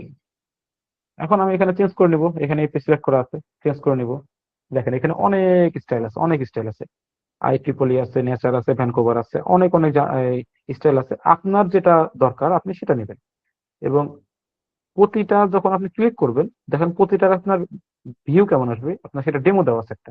আপনি যখন আইট্রিপলি ইউজ করবেন তখন এমন আসবে, নেচার ইউজ করবেন তখন দেখেন এই সুপার স্ক্রিপ্টে দেখেন এই যে নামে এমন চলে আসবে, বিবিলিওগ্রাফিটা এমন আসবে। ঠিক আছে, ভ্যানকুভার আসলে এমন আসবে, এই যে ব্র্যাকেট দেওয়া থাকবে, মাঝখানে নাম্বার থাকবে। এখন আপনি যেটা চান কোনটা নেবো বলেন, আপনারা যেটা বলবেন সেটা নিব।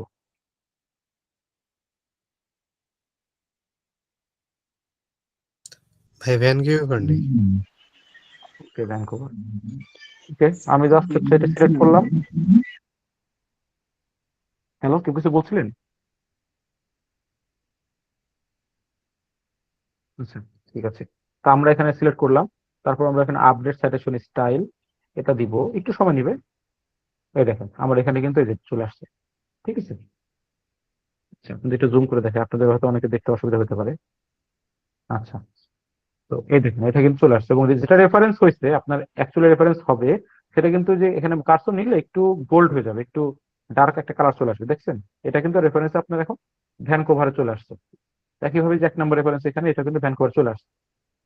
আচ্ছা, এখন আমি যে কাজটা করব, এখন মনে করেন আমি রেফারেন্সিং করা সম্পূর্ণ ভুলে গেছি, এখন আপনি আমাদেরকে সরি, আপনারা যারা আছেন আপনারা আমাকে বলবেন, আমি একটা নতুন পেপার থেকে ইনফরমেশন নিব, সেটা এখানে সাইট করবো। এখন আমাকে বলেন, আপনারা যা বলবেন আমি সেটাই করবো, বলেন। এখন আমি মনে করেন যে এখানে একটা ইনফরমেশন নিব, এখন সাইট করবো, প্রথমে আমার কি করতে হবে?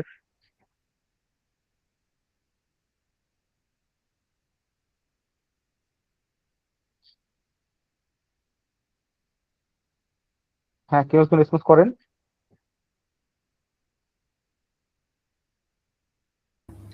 হ্যাঁ ভাইয়া, প্রথমে হচ্ছে যে আমরা ওই পিডিএফটার যে অংশটুকু নিতে চাই সেটা হচ্ছে যে প্যারাফ্রেজিং করে নেব।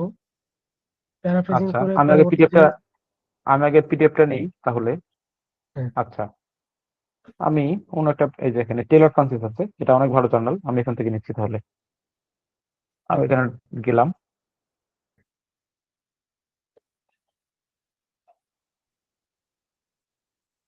আচ্ছা, সরাসরি পিডিএফে যাচ্ছি। আচ্ছা, আমি এটা থেকে আগে ইনফরমেশন নিয়ে দেখি, ডাউনলোড করে ফেলি।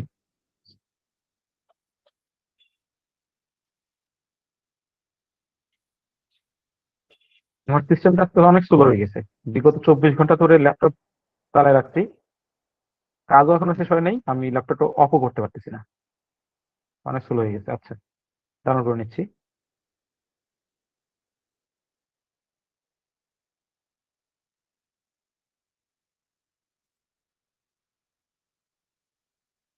আচ্ছা,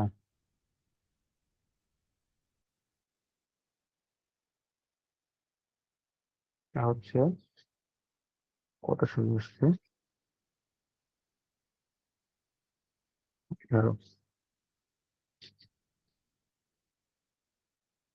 ওকে, আমাদের আর্টিকেলটা রেডি। এখন হচ্ছে আমরা এখান থেকে একটা যে কোনো জায়গা থেকে ইনফরমেশন নিব।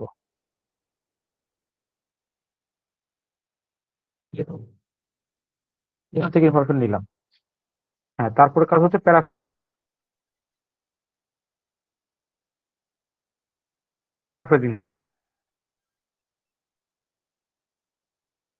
হ্যাঁ, এবার হচ্ছে এটাকে প্যারাফ্রেজিং করতে হবে আর কি। হ্যাঁ, মনে করেন প্যারাফ্রেজিং আমরা করে ফেলছি, আমরা তো এটা অ্যাকচুয়ালি কাজ করছি না, জাস্ট দেখার জন্য আর কি। হুম। হ্যাঁ, তারপর প্যারাফ্রেজিং করে ফেলছি, তারপর তারপর এটা মেন্ডেলিতে ওপেন করতে হবে নাকি? আচ্ছা, শিওর হয়ে বলেন, মনে করেন আমি ভুলে গেছি, আপনি আমাকে শিখাবেন, এখন কিভাবে শিখাবেন বলেন।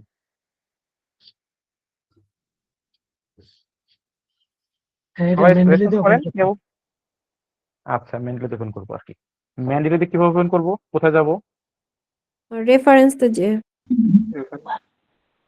আচ্ছা, রেফারেন্সে গেলাম, তারপর এই যে মেন্ডেলি ওপেন করে কিন্তু এখানে তো মনে হয় না ঠিক আছে, কারণ হচ্ছে আমি তো আমার এই কালেকশনের মধ্যে বা আমি সফটওয়্যারের মধ্যে আমি তো এই পিডিএফ অ্যাডই করিনি, আমার তো এখানে আসবে না, 1000 বার ক্লিক করলেও আসবে না। আমাকে আগে সফটওয়্যারের ম্যানুয়ালি মধ্যে আগে অ্যাড আমার, করতে হবে। রাইট রাইট রাইট, আমাকে আগে অ্যাড করে নিতে হবে। তারপর হচ্ছে আমি এই যে সাথী অ্যাড করে নিলাম। তাহলে আমার প্রথম কাজ হচ্ছে আমি ইনফরমেশনটা নিব, তারপরে প্যারাফ্রেজিং বা যাবতীয় যে কাজটা আছে সেই কাজটা আমরা করব। তারপর আমরা আমার ম্যানুস্ক্রিপ্টের লেখাটা আমি বসাবো। তারপর হচ্ছে আমি যেখান থেকে সাইট করব, সেটা আমরা যদি ম্যানুয়ালি যখন করব, তখন আমরা সেই পিডিএফটা আমরা সফটওয়্যারের মধ্যে থেকে ইনপুট দিব আর কি।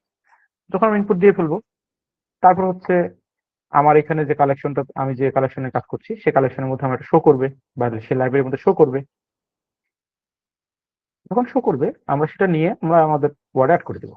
এই যে কাজ সিম্পল একদম। আচ্ছা, এখানে এখানে দেখেন এই যে চলে আসছে, এই যে রবার্টসন এজ চ্যাং ওয়াই চলে আসছে কিন্তু। হ্যাঁ, তো এখন আমরা এটা অ্যাড করে দেবো, তাই তো নাকি? ঠিক করছি তো? আচ্ছা, ডান, ঠিক হয়ে গেল।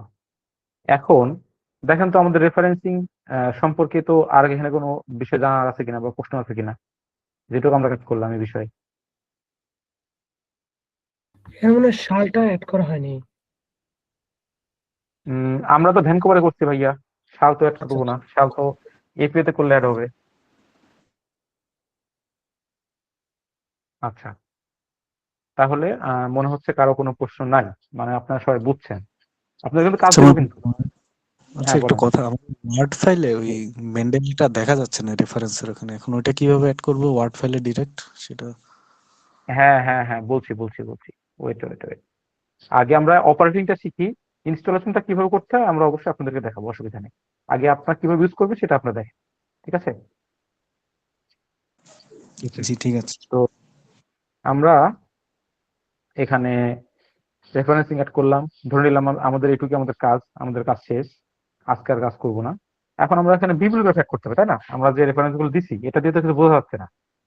আমরা জাস্ট এটা যখন সিলেক্ট করবো, আমাদের সফটওয়্যার দেখাচ্ছে যে এই যে এখানে আমরা এই আর্টিকেলটা আমরা নিচে কাজ করছি, কিন্তু আমাদের তো বিবলিওগ্রাফি নেই। যেহেতু বিবলিওগ্রাফি নাই, আমরা বিবলিওগ্রাফি অ্যাড করতে হবে।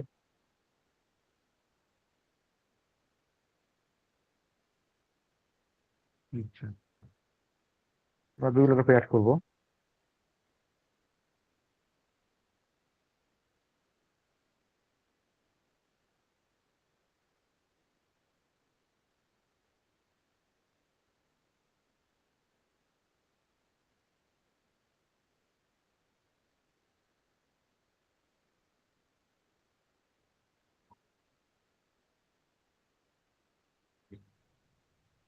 আচ্ছা,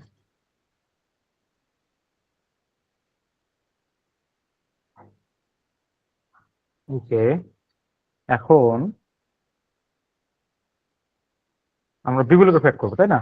এখন আমরা বিবলিওগ্রাফিটা সবসময় চেষ্টা করব একটা নতুন পেজ থেকে শুরু করতে। আমাদের লেখা যেখানে শেষ হোক, আমরা সবসময় এটা আলাদা একটা পেজে রাখবো, কারণ এই বিবলিওগ্রাফিটা কিন্তু আপনার ওয়ার্ড কাউন্টের অংশ না, ঠিক আছে? এটা কিন্তু আপনার বাইরের একটা অংশ। তো আপনারা যখন বিবলিওগ্রাফি অ্যাড করবেন, আপনারা যেখানে অ্যাড করতে চান সেখানে কার্সরটা রাখবেন। আমি এখানে কার্সরটা রাখলাম, দেখে। আচ্ছা, এখন আমরা চলে যাব, এই দেখেন ইনসার্ট বিবলিওগ্রাফি, এই যে 3 ডটের এখানে ইনসার্ট বিবলিওগ্রাফি আছে, আমরা এটা ক্লিক করব। এই যে দেখেন এখানে একটা নোটিফিকেশন দেবে আপনাকে, আপনি কন্টিনিউ দিবেন, অ্যাড হয়ে গেছে, বুঝছেন? এখানে কিন্তু অ্যাড হয়ে গেছে। এখন এখানে যেটা হচ্ছে যে দেখেন এখানে সাল এবং না ইয়া নাই, আপনার হচ্ছে ডিওয়াই নাম্বার বা ভলিউম কিছু নেই, কারণ হচ্ছে এটা নন ডিফাইন্ড আসছিল।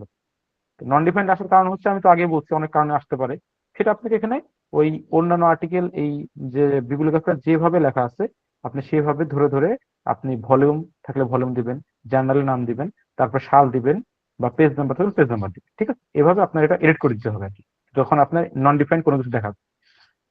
কথা কি বুঝতে পারছেন? ভাই দেখেন বিবলিওগ্রাফি অ্যাড বিবলিওগ্রাফি, করাটা আরেকবার দেখলে ভালো হয়।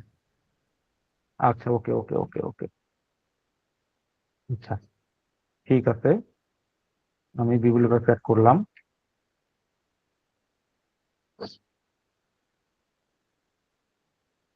আচ্ছা, তো বিবলিওগ্রাফি অ্যাড করার সময় আমি একটা নতুন পেজ থেকে বিবলিওগ্রাফি অ্যাড করা শুরু করব। তো আমি যখন বিবলিওগ্রাফি অ্যাড করব, তখন আমার যে সফটওয়্যারটা ওপেন করা থাকবে সেই সফটওয়্যারের এখানে গিয়ে যে 3 ডট আছে এখানে আমি ক্লিক করব। ক্লিক করার পর দেখেন এই যে ইনসার্ট বিবলিওগ্রাফি, আমার কার্সরটা অবশ্যই দেখা যাচ্ছে, কারণ আমার কার্সরটা আমি সবসময় এভাবে বড় করেই কালারফুল করে রাখি, কারণ যাতে খুঁজে পেতে সুবিধা হয়। আশা করি আপনারাও ইজিলি দেখতে পাচ্ছেন। এই যে ইনসার্ট বিবলিওগ্রাফি দেখা যাচ্ছে কি? জি ভাই। জি ভাই দেখা আচ্ছা, যাচ্ছে। এখন এখানে যখন ক্লিক করবেন, তখন এখানে দেখেন নোটিফিকেশন দিবে আপনাকে, আপনি কন্টিনিউ করতে চান। এই নোটিফিকেশন দেওয়ার কারণটা আমি পরে বলছি, আগে আপনারা এটা দেখে নেন। কন্টিনিউ করব, ওকে, দেখা চলে আসছে। এখন এখানে কালার আসার কারণ হচ্ছে যে লেখাটার সাথে এটাকে কালার মার্জ হয়ে গেছে, আমরা এটা ইয়ে করে দিব আর কি, আমরা এটা ব্ল্যাক করে দিব। ওকে, ক্লিয়ার? কার কোনো সমস্যা প্রশ্ন আছে এই বিষয়ে? না ভাই বুঝতে পারছি। এখানে আর কি ওকে, কোনো কাজ বাকি আছে? একটু আগে কি যেন বলছিলেন? কি এই যে সাল? 1 নম্বর রেফারেন্সটা দেখেন, এখানে দেখেন আপনি যখন এই যে এখানে যে 1 নম্বর রেফারেন্স দিচ্ছেন, এই যে 1 নম্বর রেফারেন্স এটা কিন্তু নন ডিফাইন্ড আসছিল, দেখেন এই দেখেন এই নন ডিফাইন্ড এখন আছে। নন ডিফাইন্ড যেহেতু আসছে, আপনার এই সফটওয়্যারটা ওই আর্টিকেলটা ওই ডাটাবেস থেকে ওই রিড করতে পারতেছে না এখনো। যেহেতু রিড করতে পারতেছে না, সেহেতু আপনি কি করবেন, আপনার তো এখানে রেফারেন্স আপনি করতেছেনই, সেহেতু আপনি এই দেখেন এটা কিন্তু একটা আর্টিকেল, আপনি এখানে কি আছে, প্রথমে হচ্ছে অথরের নাম আছে, তারপর হচ্ছে আর্টিকেল টাইটেল আছে, এই যে আর্টিকেল টাইটেল, এই যে আর্টিকেল টাইটেল, এই যে আর্টিকেল টাইটেল এটা। তারপর দেখেন এই যে ভলিউম আছে, এই যে ভলিউম আছে, তারপর একটা কমা দিয়ে একটা জার্নালের নাম আছে এই যে, তারপর হচ্ছে এটা হচ্ছে আপনার, হ্যাঁ এটা জার্নালের অংশ। আচ্ছা, তারপর হচ্ছে যেখানে সাল দেওয়া আছে দেখেন, তারপর হচ্ছে পেজ নাম্বার দেওয়া আছে, পি তে পেজ নাম্বার কত সেটা দেওয়া আছে। আচ্ছা, তো এই অংশগুলো কিন্তু আপনার এখানে মিসিং। যেহেতু মিসিং, তাহলে আপনার সাইটেশনটা সঠিকভাবে আসেনি। যেহেতু আসেনি, আপনি এটার মতো করে এই জার্নালটা, আপনি এই আর্টিকেলটা যে জার্নাল থেকে নিয়েছেন সেই জার্নালের আপনার জার্নালের নাম আসবে, এই আর্টিকেলের টাইটেলটা আসবে, জার্নালের নাম আসবে, আপনার ভলিউম থাকলে ভলিউম আসবে, ভলিউম সবসময় থাকবে এটা ম্যান্ডেটরি না। তারপর হচ্ছে আপনার সাল থাকবে, কোন সালে এটা পাবলিশ হয়েছে বা অ্যাকসেপ্ট হয়েছে সেটা থাকবে। তারপর হচ্ছে আপনার পেজ নাম্বার যদি দেওয়া দরকার হয় পেজ নাম্বার দিবেন। এটা আপনার অনেক সময় কোন জার্নালে পাবলিশ করবেন না কোথায় সাবমিট করবেন তার উপর ডিপেন্ড করে আর কি। তো এই হচ্ছে আপনার ম্যান্ডেটরি যাবতীয় ইউজ আপনি যখন অফলাইন ইউজ করবেন। এখন আমরা দেখবো কিভাবে আমরা অনলাইন ইউজ করতে পারবো, কারণ অনেক আর্টিকেল আছে যেটা আমি ডাউনলোড করতে পারবো না। কিন্তু ডাউনলোড করতে না পারলে কি আমি কি আমার কাজ বন্ধ রাখবো নাকি? বা অনেক ইনফরমেশন আছে যেটা অন্য কোনো আর্টিকেল পাচ্ছি না, তো সেক্ষেত্রে আমি কি করবো? আমার তো ইনফরমেশন লাগবেই। সেক্ষেত্রে আমি চলে যাব, আমি আবার গুগল স্কোরে চলে যাব। আমি এখন আমার একটা নতুন নতুন কেউ একটা অন্য টপিক বলেন, নাকি মাথায় আসতেছে না?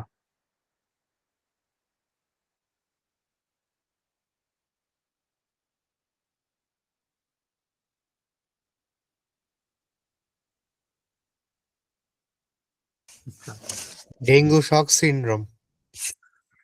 ডেঙ্গু শক সিনড্রোম, ওকে।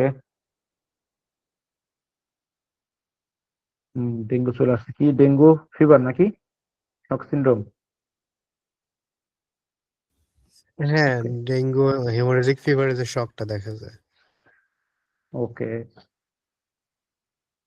হুম, আচ্ছা, আসলাম। এখানে অনেক নামে জার্নালের আর্টিকেল আছে।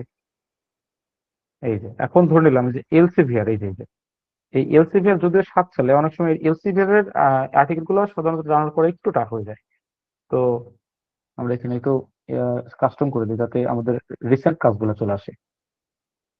আচ্ছা, এখন সব রিসেন্ট কাজ চলে আসছে 24 সালের। এটা সায়েন্স ডিরেক্ট, স্পিনার, এমডিপিআই। আচ্ছা, তো আমরা এই আর্টিকেল নিয়ে কাজ করব। আমরা যে আর্টিকেল নিয়ে কাজ করব সেই আর্টিকেলে প্রথমে আমরা এন্টার করব। হ্যাঁ, আমি রোবট না, টোবো টোবো।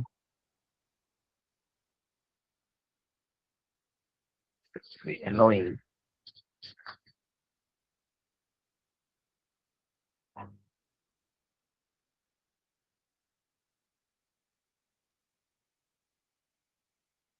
আচ্ছা, এখন দেখেন আমার এই আর্টিকেলটা আমি ভাবলাম যে আমি এটা অনলাইন থেকে আমি এটা রেফারেন্সিং করব। তো যেহেতু অনলাইন থেকে করবো, আমি এটা ডাউনলোড করার প্রয়োজন হচ্ছে না। আমি শুধু কোথা থেকে ইনফরমেশন নিচ্ছি সেটা আমি ইনফরমেশন নিব। নেওয়ার পর এই যে দেখেন গুগল ক্রোম এক্সটেনশন অ্যাড করা আছে, দেখা যাচ্ছে কি আমার কার্সর? একদম দেখেন উপরের দিকে আমার এই এক্সটেনশন অ্যাড করা আছে। জি ভাই, দেখা যাচ্ছে। আচ্ছা, আমি এটার উপরে ক্লিক করব।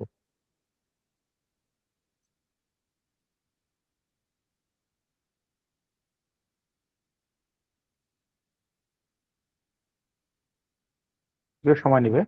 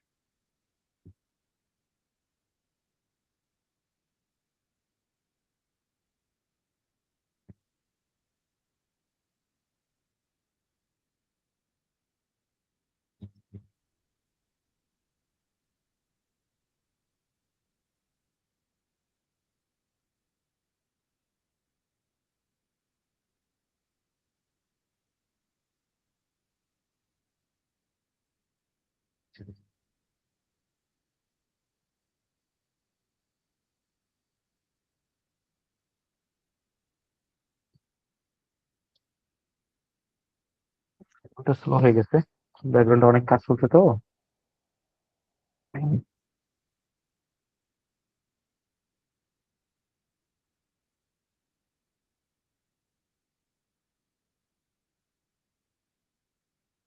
তো দেখি এখানে আসে কিনা।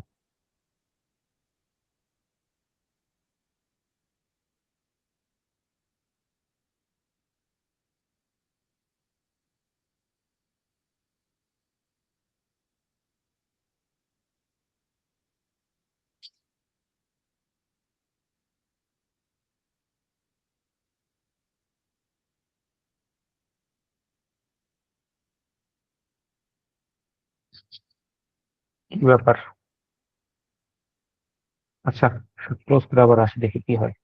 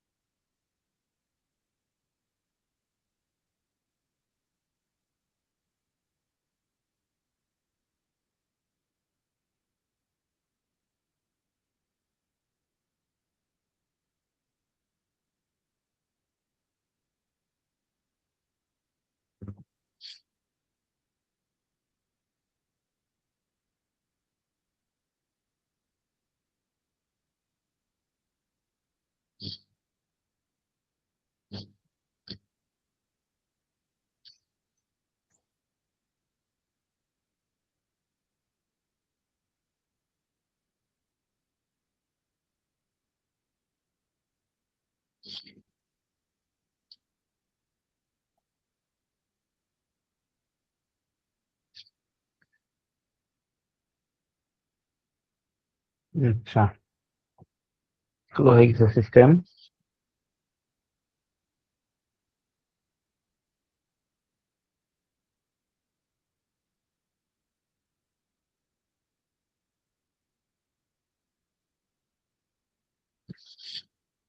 আপনারা যখন, হ্যালো, আপনারা সবাই আছেন না চলে গেছেন? আছি হ্যাঁ, আছে। আচ্ছা আচ্ছা, হ্যাঁ হ্যাঁ, আমি তো ভাবলাম যে এই যে আমার এই দুর্দশার দিন আপনারা চলে গেছেন। আচ্ছা, তো আপনারা যখন ম্যান্ডেলি দিয়ে অনলাইনে সাইটেশন করবেন, তো সেক্ষেত্রে আপনাদের গুগল ক্রোমে ঠিক এমন একটা এক্সটেনশন অ্যাড করতে হবে আগে। এক্সটেনশন অ্যাড করার পরে আপনার এটা যদি মোটামুটি পার উইক এটা হচ্ছে সাইন ইন করতে হয় আর কি। তো আমি সাইন করবো এখানে। সাইন করে নিলে আমার অটোমেটিক এখানে আমার রেফারেন্সিং অ্যাড করার আমার অপশন শো করবে।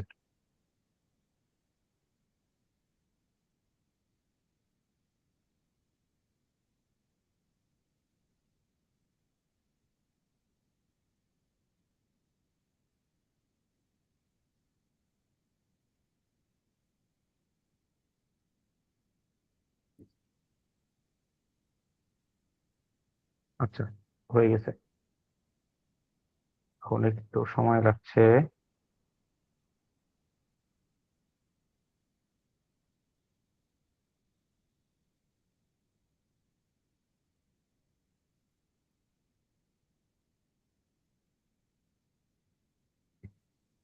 আচ্ছা, এখন দেখেন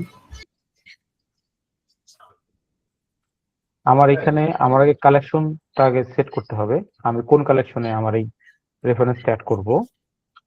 তো আমি আগে সবার আগে সেশনটা এখানে সিলেক্ট করলাম। আর এখানে আমার আগের একটা কাজ ছিল জিসি ডাটা নিয়ে, তো সেটা সিলেক্ট করে অটোমেটিক। তো আমি সেটা রিমুভ করে দেবো, কারণ আমার তো এই আর্টিকেল নিয়ে আমার এখানে কাজ নেই।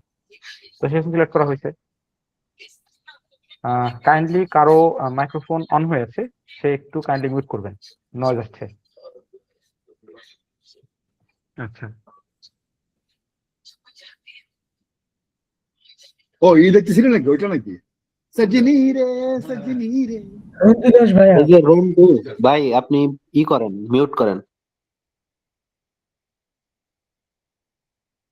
ওকে, আচ্ছা, ঠিক আছে, ভুলবশত হয়ে গেছে হয়তোবা। আচ্ছা, এখন আমরা এই জার্নালটা সিলেক্ট করব।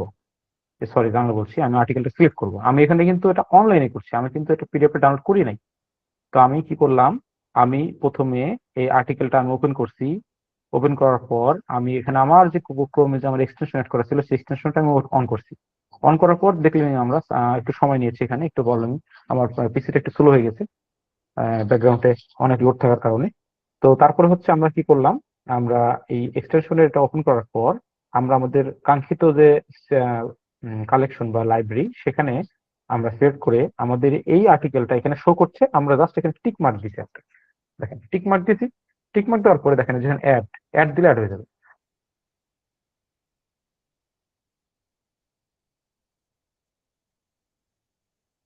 অ্যাড হয়ে গেছে। এখন দেখেন এখানে পিডিএফ রেফারেন্স দুটো অ্যাড হয়ে গেছে, ঠিক আছে।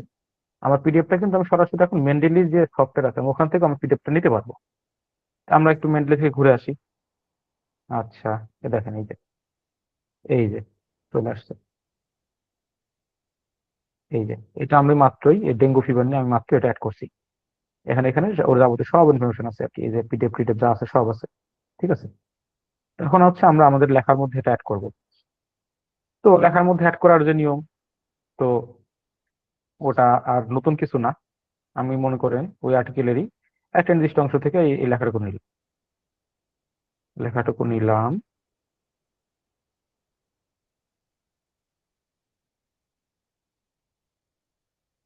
লেখাটুকু নিয়ে হ্যাঁ, আমার তো আমি এলসিভি এর মানে অনলাইন থেকে করতেছিলাম, পিডিএফ থেকে না। হ্যাঁ, আচ্ছা আচ্ছা আচ্ছা আচ্ছা। তো আপনি তো ওই লেখা থেকে, যেখান থেকে আপনি আপনার ইনফরমেশন নিয়েছেন, আচ্ছা আমি এখান থেকে নিচ্ছি, অসুবিধা নেই, ঠিক আছে। আমি এখান থেকে নিলাম, অসুবিধা নেই, একই জিনিস, জাস্ট দেখার জন্য নিয়েছিলাম, অসুবিধা নেই। হ্যাঁ, আমি এখান থেকে নিলাম, নিয়ে আমি মনে করেন এটা প্যারাফ্রেজ করে যাবতীয় যা যা করা দরকার করে আমি আমার ম্যানুস্ক্রিপ্টে আমি বসাই দিলাম।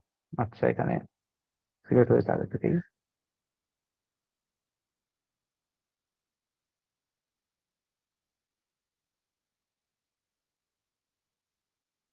ওকে, আচ্ছা। তো এখানে আমি এটা লেখা দিলাম। এখন আমি রেফারেন্স আগের মতোই আমার এখানে কালেকশনের মধ্যে অ্যাড হয়ে গেছে অলরেডি। আমি জাস্ট সিলেক্ট করলে চলে আসবে, শুধু আমার টাইটেলটা মনে রাখলেই হবে।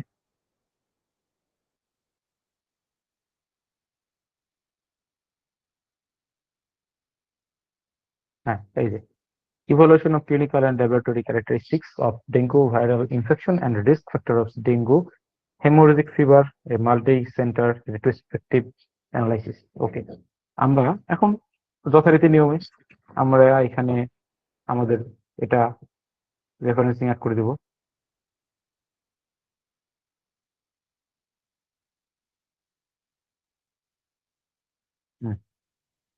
এই যে বেশি পড়ে গেছে। আচ্ছা, রেফারেন্স আমাদের অ্যাড হয়ে গেছে, ঠিক আছে। এখন দেখেন আপনি প্রথমে কিন্তু তিনটা রেফারেন্স নিয়ে কাজ করছিলেন। আপনি তিনটা রেফারেন্সে কাজ করে মনে করেন যে আপনি একটু কাজের ব্রেক নিতেন, আপনি তিনটা রেফারেন্সের কাজ করছেন, তিনটা বিবিলিওগ্রাফি অ্যাড আছে। এখন কথা হচ্ছে আপনি চারটা রেফারেন্স অ্যাড করছেন, কিন্তু এখানে কিন্তু দেখা যাচ্ছে তিনটা, তাই না? এটা তো সলভ করা দরকার। এখন আমরা এটা কিভাবে সলভ করব? এই দেখেন, এই যে থ্রি ডট এখানে একটা রেড মার্ক দেখাচ্ছে, মানে আপনার এখানে আপনার বিবিলিওগ্রাফিটা আপডেট চাচ্ছে। এখন আপনি যখন এই যে আপডেট বিবিলিওগ্রাফি দেখেন, এখানে যখন কার্সরটা নেবেন, আপনি কার্সরটা এখানে নেবেন, তারপর এটা এন্টার দিবেন, তারপর আপডেট বিবিলিওগ্রাফি দিবেন, অটোমেটিকও আপডেট নিয়ে নেবে। দেখেন চলে আসছে, দেখছেন? এটা হচ্ছে ওই আর্টিকেলের বিবিলিওগ্রাফি চলে আসছে। এখন এটা আপনি এই বিবিলিওগ্রাফিটা আপনি চাইলে ম্যানুয়াল আপডেট দিতে পারবেন, বা আপনি চাইলে অটোমেটিক আপডেট দিতে পারবেন। কিন্তু এটা ম্যানুয়ালি আপডেট দেওয়াটা রেকমেন্ডেড। কেন রেকমেন্ডেড? কারণ আপনি যখন ম্যানুয়ালি দিবেন এই বিবিলিওগ্রাফিটা, এখানে কিন্তু অনেক ক্যারেক্টার আছে, এখানে কিন্তু অনেক ক্যারেক্টার, বুঝছেন? এখানে কিন্তু অনেক অনেক অনেক অনেক ক্যারেক্টার আছে। তো এগুলো আপনার ডকুমেন্টটাকে ভারী করে ফেলবে। তো আপনারা যখন কাজ করবেন তখন আপনারা বুঝতে পারবেন যে এগুলো ওপেন করতে গেলে অনেক সময় টাইম নিয়ে ফেলবে, বা লেখার ক্ষেত্রে অনেক সময় একটু ডিস্টার্ব করবে। তো সেই জন্য আমরা যে বিবিলিওগ্রাফিটা আমরা সবসময় ম্যানুয়াল এড করে থাকি, কারণ অটোমেটিক আপডেট দিলে এটা হচ্ছে জায়গাটা বেশি নিয়ে ফেলে ফাইলের, এবং ফাইলটা ভারী করে ফেলে, তখন হচ্ছে আমাদের এটা নিয়ে কাজ করতে অসুবিধা হয়। এই হচ্ছে কারণ। তো আমরা আমাদের ম্যান্ডেলের যাবতীয় বিষয় সম্পর্কে আমরা শিখে ফেলছি। এখন বলেন ম্যান্ডেলে অপারেটিং করতে কারো কোনো প্রশ্ন আছে কিনা?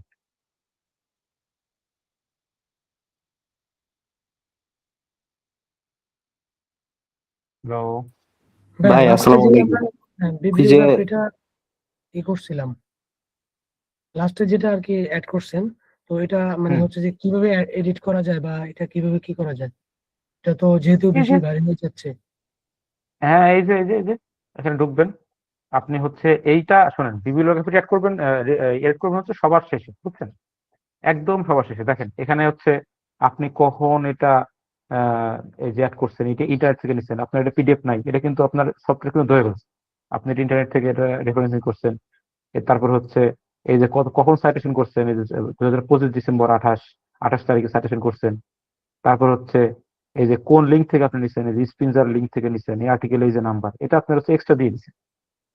এখন এটা কিন্তু অন্য বিবলিওগ্রাফিতে নাই। তো এটা হচ্ছে আপনি এখান থেকে জাস্ট এখানে সিলেক্ট করে ব্যাক স্পেস চাপ দিবেন, এটা রিমুভ হয়ে যাবে, অসুবিধা নেই। ঠিক আছে, এগুলা হচ্ছে আপনি যখন কাজ করবেন আগে আপনি সম্পূর্ণ ম্যানুস্ক্রিপ্ট রেডি করবেন।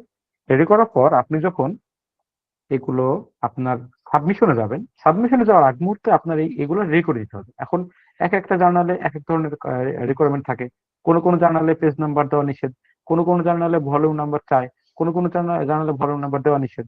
এখন এইটা এক একটা জার্নালে এক এক ধরনের ক্রাইটেরিয়া থাকে, তখন হচ্ছে আপনি সেটা এডিট করে দিবেন। ঠিক আছে, বুঝতে পারছেন? জি ভাইয়া।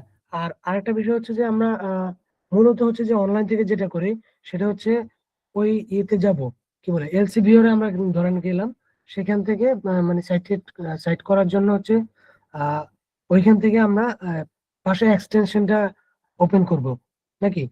হুম হুম হুম হুম এক্সটেনশনটা ওপেন করে তারপর হচ্ছে যে ওই অংশটুকু সাইন ইন বা সাইন করা থাকলে তো হয়েছে, ওইখান থেকে অ্যাড করে দিব আর কি। জি জি জি। ভাই আচ্ছা। বিষয়টা আরেকটু মানে শর্টকাটে যদি একটু দেখাইতেন আর কি ভালোই তো মনে হয়। আচ্ছা, শর্টকাটে দেখাবো অবশ্যই। শর্টকাটে দেখানোর আগে আমাদের আরেকটা সফটওয়্যার অপারেটিং আছে, সেটা দেখাই আসি। তো সেটার অপারেটিংটা আরো সহজ, আরো ইজি। তো আমি রেকমেন্ড করব, যদি আপনারা প্রথমে এটা কাজ করেন, আপনারা অবশ্যই কাজ করবেন, আমি আশা করি আপনারা সবাই এখানে ডেডিকেশন নিয়ে কাজ করবেন শেষ পর্যন্ত। তো যখন কাজ করবেন আপনারা আমার মতে বিগিনিয়ার লেভেলে ম্যান্ডেলিতে কাজ করাটা আপনার জন্য ইজি হবে, বুঝছেন? সেজন্য আমি ম্যান্ডেলিতে এত সময় নিয়ে দেখাইলাম। ম্যান্ডেলি নিয়ে আপনার কাজ করলে আপনাদের কাজ বুঝতে ইজি হবে, কাজ সুবিধা হবে। ঠিক আছে, তারপর আপনারা যখন মোটামুটি এক্সপার্ট হয়ে যাবেন তখন আপনারা সব সফটওয়্যার ইউজ করতে পারবেন, তখন আপনাদের যখন যেটা প্রয়োজন আপনারা সেটা ইউজ করবেন। তো আপনারা ম্যান্ডেলিতে প্রথমে কাজটা শুরু করবেন, তাহলে আপনাদের কাজ বুঝতে ইজি হবে। এখন এখানে আপনি বলছেন যে শর্টকাট দেখাইতে, অবশ্যই শর্টকাট হচ্ছে আহ, আপনি যদি অনলাইনে করেন তাহলে আপনার যে কাঙ্ক্ষিত পিডিএফ বা আর্টিকেল সেখানে আপনি এন্টার নেবেন। এন্টার নেওয়ার পর তারপর আপনি সেই আর্টিকেলটা ওপেন করার পর আপনি আপনার যে ব্রাউজারে যে এক্সটেনশন আছে সেই এক্সটেনশনটা ওপেন করবেন। এক্সটেনশন ওপেন করলে আপনার এখানে আর্টিকেল অ্যাড করার অপশন আসবে, আপনি আর্টিকেলটা অ্যাড করবেন। তারপর আপনি আপনার ডকুমেন্টে চলে আসবেন। ডকুমেন্টে এসে আপনার এখানে যে সিনিক বাটন থাকবে রেফারেন্স ম্যানেজমেন্টের, সেই সিনিক বাটনটা ওপেন করবেন। সিনিক বাটনটা কয়েকবার চাপলেই আপনার এখানে আপনার আর্টিকেলটা শো করবে। তারপরে জাস্ট যথারীতি নিয়ম, আপনি জাস্ট আর্টিকেলটা সিলেক্ট করবেন, এখানে ইনসার্ট দিলে আপনার এখানে সার্টিফিকেট চলে আসবে। এই হচ্ছে আপনার অনলাইন ভার্সন। আর যদি আপনি অফলাইনে করেন তাহলে হচ্ছে আপনার পিডিএফটা প্রথমে আগে ডাউনলোড করে আপনার একটা নির্দিষ্ট ফাইলে রাখবেন। তারপর সেই ফাইলটা থেকে আপনি আপনার সফটওয়্যারের মধ্যে সেটা আপলোড দিবেন। আপলোড দেওয়ার পরে তারপর আপনি ওয়ার্ড ফাইল আসবেন, এখানে সিনিক করবেন। সিনিক করার পরে আপনার এখানে শো করবে, আপনি ওটা সিলেক্ট করবেন, তারপর এখানে অ্যাড করবেন, শেষ, কাজ শেষ।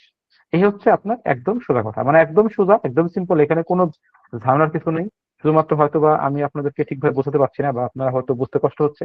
আপনারা যদি একবার একটু ট্রাই করেন তাহলে আপনার বিষয়টা আরো ক্লিয়ার হয়ে যাবে। এটা হচ্ছে আপনাদেরকে ট্রাই করতে হবে, শুধুমাত্র আমার কথা শুনলে আপনারা বুঝতে পারবেন না। এই হচ্ছে আমাদের ম্যান্ডেলি সফটওয়্যারের যাবতীয় বিষয়। এখন ম্যান্ডেলি সফটওয়্যারের আমরা দুটি মেথড শিখছি, একটা হচ্ছে অফলাইন, একটা অনলাইন। এখন আহ কেউ একজন বলেন আমাকে যে এই দুইটা মেথডের মধ্যে কোনটা বেশি সহজ এবং কোনটার আপনার কাছে বেশি মনে হয় যে এটা এখনই আপনি দিলে পারবে?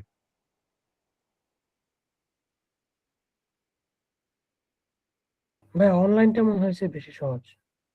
হ্যাঁ, যেখানে সহজ বেশি সেখানে ঝামেলা বেশি, এই জন্য আমি প্রশ্নটা করলাম। অনলাইন আপনার অবশ্যই সহজ লাগবে, কারণ অনলাইনে কোনো ঝামেলা নেই। শুধুমাত্র ক্লিক করবেন, ঢুকবেন, এক্সটেনশন অ্যাড করবেন, তারপরে ওয়ার্ডে এসে আপনি অ্যাড করে দেবেন, শেষ। কিন্তু কথা হচ্ছে এই অনলাইন অ্যাড করতে গেলে আপনার কাছে কিন্তু পিডিএফটার অ্যাক্সেস থাকতেছে না। আপনি যখন এনি টাইম আপনি যখন পিডিএফটা পড়তে যাবেন আপনার কিন্তু পিডিএফটা পড়তে পারতেছেন না, আপনার কিন্তু ইনফরমেশনটা আপনি ভালো মতো নিতে পারবেন না ওখান থেকে। তো সেজন্য সব সময় সব রিসার্চাররাই, সব সুপারভাইজার, সব টিচারই রেকমেন্ড করে থাকেন, এবং আমি আপনাদের একজন ভাই হিসাবে রেকমেন্ড করব আপনারা অবশ্যই অফলাইনের মেথডটা ফলো করবেন।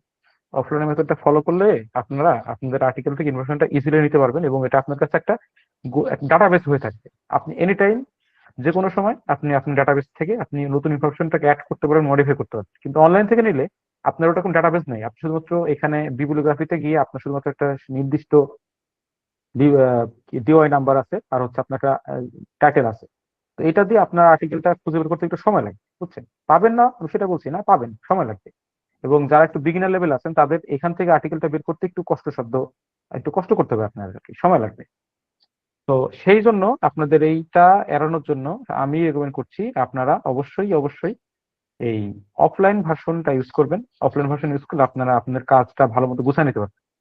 আর প্রথমে কোনো কিছু শিখতে হলে আপনি একটু কষ্ট করে শিখবেন, কষ্ট করে শিখলে সেটা সারা জীবন মনে থাকবে। তো সহজে যে জিনিসটা পাওয়া যায় না সেটা বেশি দিন টিকে না, বুঝছেন? আচ্ছা, তো এটা হচ্ছে আমাদের ম্যান্ডেটের যাবতীয় বিষয়। এখন আমরা আরেকটা বিষয় সম্পর্কে শিখবো, সেটা হচ্ছে জোটেরো। আমি এই ফাইলটা রিমুভ করে দিচ্ছি, ফাইলের কোনো কাজ নাই। আচ্ছা,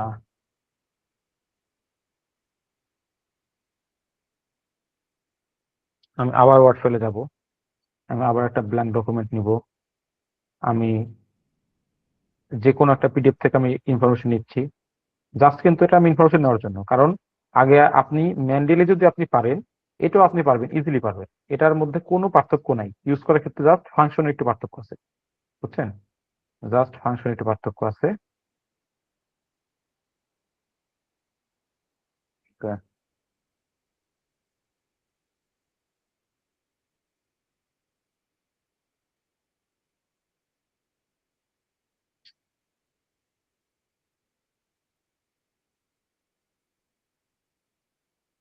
আচ্ছা, তো এই হচ্ছে মনে করেন আমি একটা জায়গা থেকে আমি ইনফরমেশন নিলাম। এখন এটা ফন্ট সাইজটা চেঞ্জ হয়ে গেছে, আমি চেঞ্জ করে দেই। আমি এটা 12 দিব। ওকে, ডান। এখন এটা আমি কি দিয়ে করব? আমি জোটেরও দিয়ে করব। তো ধরেন আমি ইনফরমেশনটা আমি একটা আর্টিকেল থেকে নিচ্ছি, সেই আর্টিকেলটা আমাকে আগে আমার জোটেরোতে অ্যাড করতে হবে। ওকে, তো জোটেরো থেকে অ্যাড করতে গেলে আমার লাগবে হচ্ছে ডিওআই নাম্বার। কি লাগবে বলেন আপনারা? কি লাগবে? DOI number. কি লাগবে?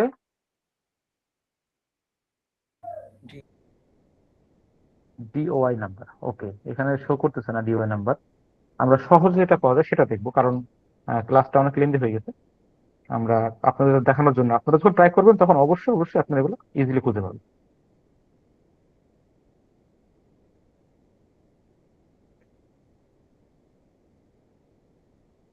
এই যে দেখেন, এই আর্টিকেল হচ্ছে এমডিপিআই থেকে পাবলিশ হয়েছে। এইটার হচ্ছে ডিওআই হচ্ছে এই যে,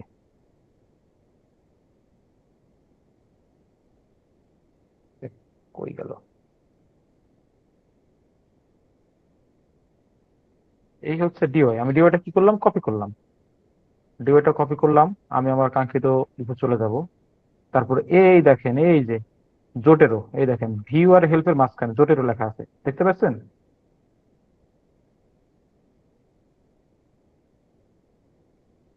জি ভাই, দেখা যাচ্ছে। তবে এটা কি আমরা নিজেরা অ্যাড করতে পারবো নাকি না দেখা থাকবে? অবশ্যই অবশ্যই চেঞ্জ করতে পারবেন, কখনোই লেখা থাকবে না। এটা একটা এক্সটার্নাল এক্সটেনশন, এটা আপনার ওয়ার্ডে অ্যাড করে নিতে হবে। অ্যাড করে আমরা দেখাবো, ভয় নেই। আচ্ছা, এখন এই যে জোটেরো আমার এখানে আমি আর সব অ্যাড করে রাখতে বলে আমাকে এখানে দেখাচ্ছে, আমি অ্যাড করা না থাকলে আমাকে দেখাইতে না। আচ্ছা, এই যে জোটেরো, এই জোটেরোতে আমি ক্লিক করব। তারপরে দেখেন এই যে জোটেরোতে ক্লিক করার পরে দেখেন এই যে অ্যাড এন্ড এডিট সাইটেশন।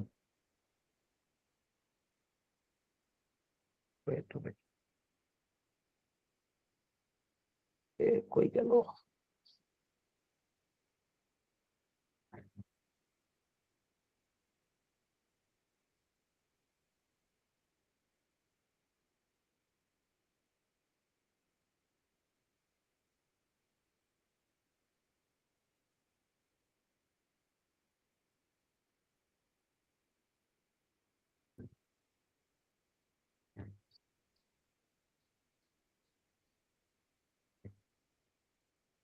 কি ব্যাপার?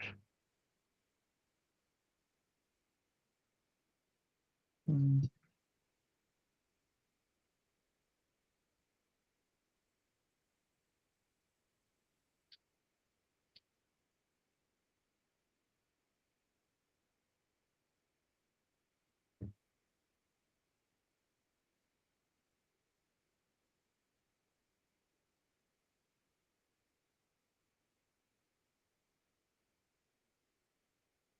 আচ্ছা, তো এখানে মেবি একটা টেকনিক্যাল এরর হয়েছে।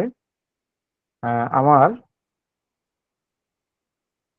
ওই সফটওয়্যারটা কোনো কারণে একটা হয়ে গেছে, ক্র্যাক হয়ে গেছে, বুঝছেন? তো ওই কারণে ওটা এখন ওপেন হচ্ছে না।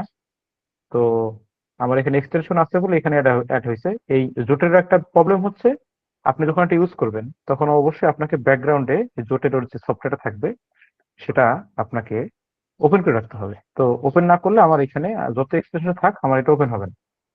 তো এখানে যেহেতু ওপেন হচ্ছে না, তো এই মুহূর্তে আসলে এটা দেখানো সম্ভব হচ্ছে না। তো এটা আপনাদেরকে নেক্সট ক্লাস অবশ্যই দেখানো হবে। এটা নিয়ে আপনাদের চিন্তার কোনো কারণ নেই। এটা আসলে আমরা আন্তরিকভাবে দুঃখিত, রিসার্চ গেটের পক্ষ থেকে আমরা আন্তরিকভাবে দুঃখিত যে এটা আসলে কখন হয়েছে আমি নিজেও বুঝতেছি না। আচ্ছা ভাই, সমস্যা নেই। কোন আগে ঠিক করে ইনশাল্লাহ। রাখতাম। একদম সিম্পল প্রসেস, আপনাদের ভয়ের কোনো কারণ নেই এবং এগুলো আসলে খুবই ইজি। আপনারা কাজ করতে গেলে একটু দু একবার প্র্যাকটিস করলে এগুলো পারবেন। জোটের ওটা আমরা আগামী ক্লাস অবশ্যই শিখে নেব। ওটা শিখতে আপনাদের দেখাইতে খুব বেশি হলে 10 মিনিট লাগবে, এর বেশি লাগবে না, আপনারা ইজিলি বুঝতে পারবেন। তো এই হচ্ছে আমাদের আজকের রেফারেন্সিং এর, যদিও শেষ করতে পারলাম না, দুঃখিত, আমাদের একটু টেকনিক্যাল এররের কারণে। জোটেরোটা অপারেটিং সহ আমাদের এই বিষয়টা আপনাদেরকে আগামীকাল দেখাবো, ঠিক আছে? তো আজকে দেখেন আমরা যে কাজটুকু করলাম, এই ম্যান্ডেলের কাজটা আমরা আজকে দেখতে পাচ্ছি, জোটেরো কাজটা আমরা দেখাবো আগামীকাল। তো এই জোটেরো বাদে ম্যান্ডেলারি সম্পর্কে যদি কারো কোনো বিষয়ে প্রশ্ন থাকে বা কারো কোনো বিষয় জানার থাকে করতে পারেন, না হলে আমরা আজকের ক্লাসটা আমরা শেষ করে দিব।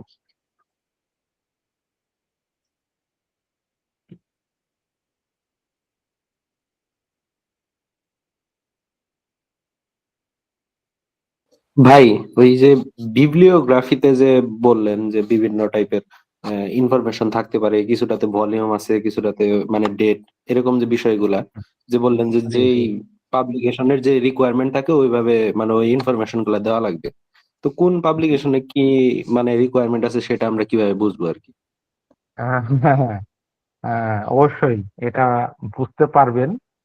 কে, হিমেল নাকি? জি ভাই। আচ্ছা আচ্ছা। এই হিমেল, ভালো আছো? জি ভাই, আলহামদুলিল্লাহ। আপনি কেমন আছেন? আচ্ছা, আলহামদুলিল্লাহ। তো তুমি যেটা বললা যে তুমি কিভাবে বুঝবা যে কোন জার্নালে তোমার কি ধরনের ক্রাইটেরিয়া আছে?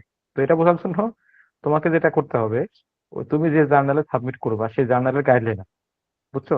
সাবমিশন গাইডলাইন থাকে। সেই জার্নালের তোমার হচ্ছে সেই